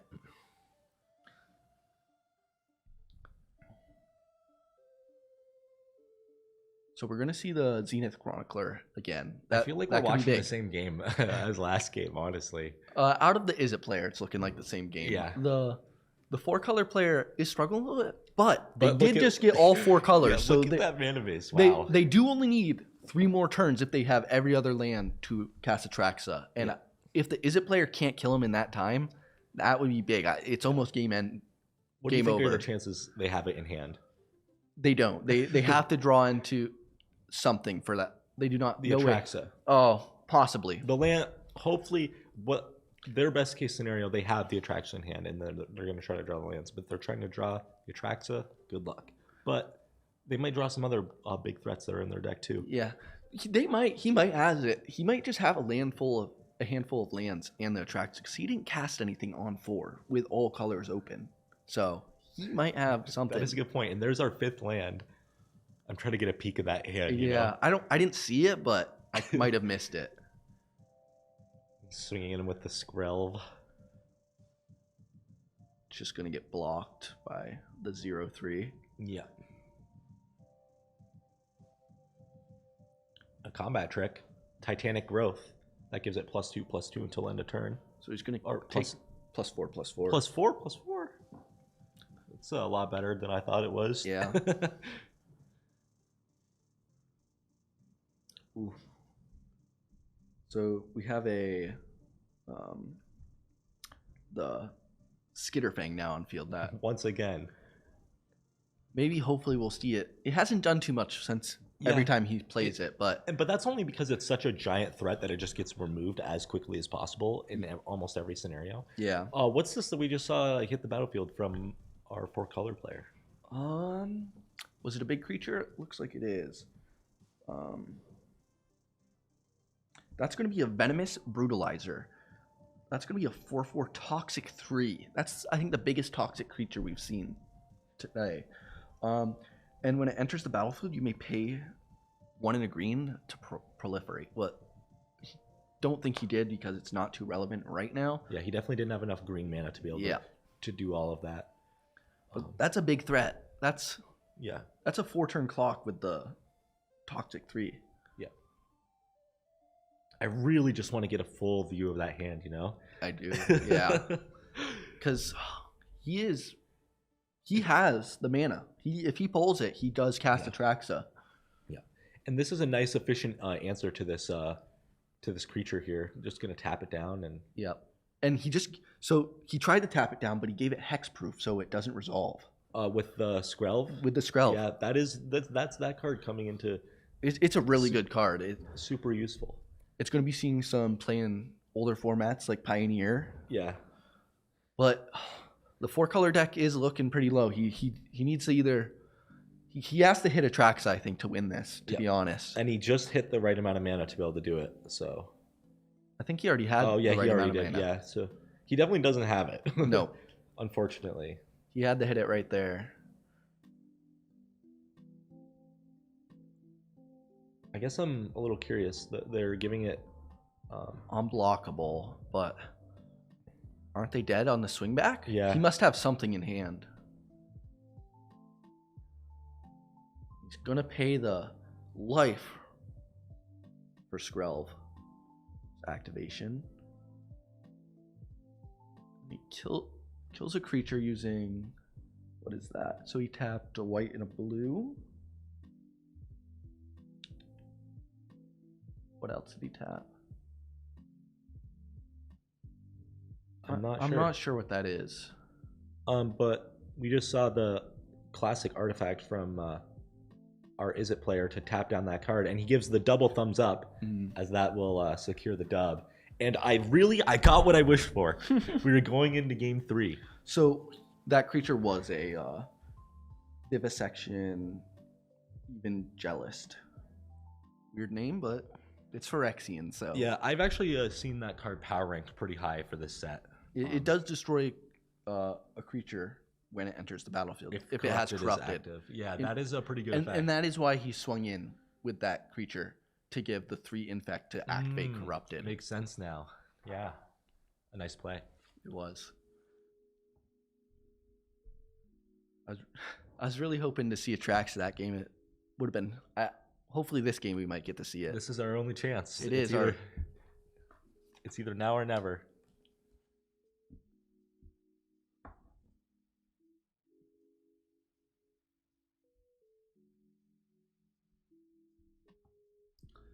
So we did get to see our Is It friend here deck do some of its things it wants to do. Yeah, absolutely. It totally played a lot of control that really just shut down any of their threats, and while also consistently putting on pressure. It did, yeah.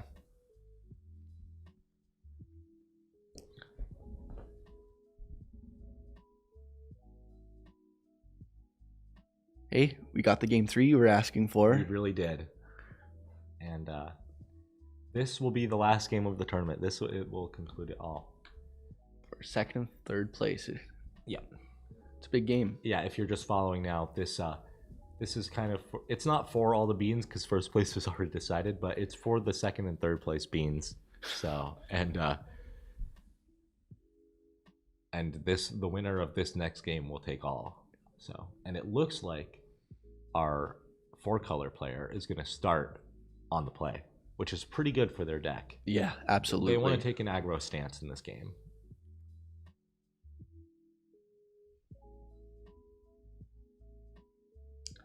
They definitely are going to need to hit a couple more creatures than they did last game. The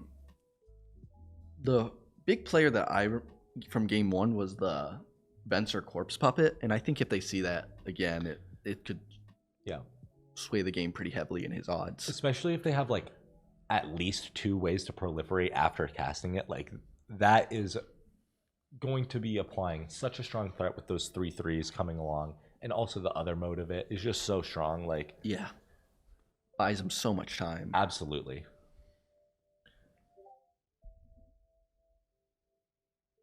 I love how their cards are every which way when they take their starting hands. Gotta sort them all out.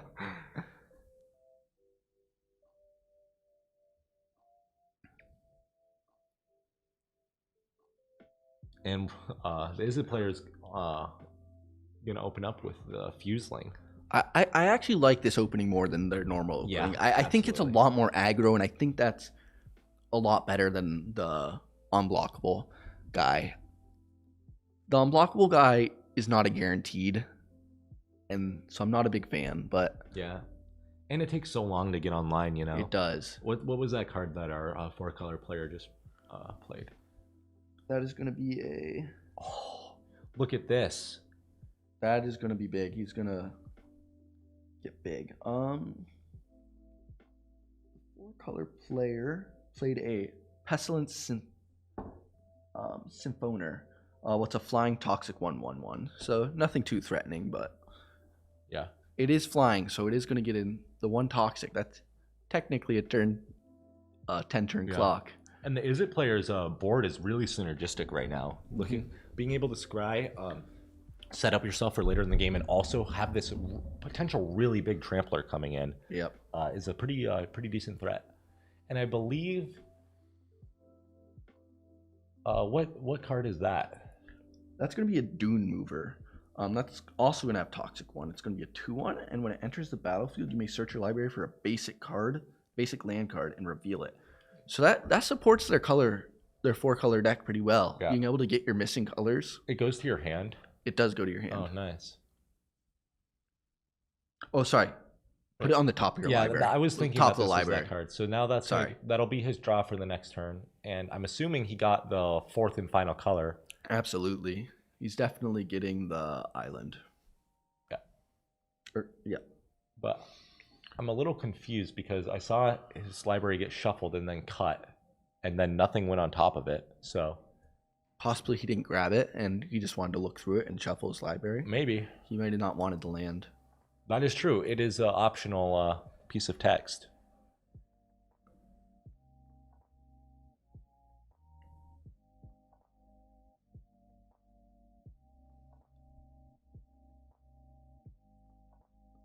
Now this is what I was expecting more out of the Fuseling today. It's swinging in for 4 already. Yeah. Especially the fact that it lived through that turn. Like, now, normally I would envision this card only swinging in once and maybe getting through some damage and removing a creature. But the fact that it's staying, that is brutal. It's a big guy. Yeah, this is a very strong. And he has trample, so even he's not just going to get stopped. Yeah. But it does get removed that turn, which is what I was saying. Well, yeah. But I was just expecting it to trade with something and then get some damage through. But holy crap, that is a threatening board state. Yeah, and his one creature is now tapped down, so our 4-color player is really going to need to hit something here they're going to have to clear out that Fuseling if they want any chance of winning this game. There's a lot of things that do it. It's just 1 damage. It is. So even just a blocker, but one more hit and they're dead though. yeah. And so now if they have a creature with 1 toughness, they can live going to 1. But they're just going to scoop it that's up. game. And the Fuseling finished it off. I have a feeling he might have had a Traxo in his hand that game. Yeah, you think so? I think he did, and he was 1 turn off of casting it. And the Fuseling paired with the Skull Bomb is just a perfect counter to that hand. Because it grows it by 3. Yeah. So that's brutal. Yeah, because you're counting the trigger from casting it in the first place. Well, so when it goes to the when it goes to the graveyard, and then graveyard. you add 2 counters to it, so that's 3. Yep. Yeah, that's nice. And then he's showing off. I think that's the red Dominus. The Dominus. We never got to see him play it. Yeah, Imagine the Dominus with the Fuseling. Do they interact? I think they do. Is it all forms of damage? Yeah. So when a permanent does it, so that Fuseling would have been swinging in for 10 if the Dominus was out there. Yeah, that's crazy. And I'm really glad to see our predictions and hopes early on in the night. Was one of your predictions or hopes about the Fuseling, to see the Fuseling do its thing? We at least mentioned it, right? We did mention the Fuseling. Yeah. We saw it in the first match, and I mentioned how it was. Yeah, definitely one of my favorites. And it really didn't do much in that match, but clearly it totally took this game out from under the opponent. And yeah, that's gonna wrap us up for today. I've heard rumors that this is gonna happen probably sometime soon. Again, it might be a draft or some other format. So stay tuned in the news for that. And thank you all for watching. It's been a really fun day. Have a good one.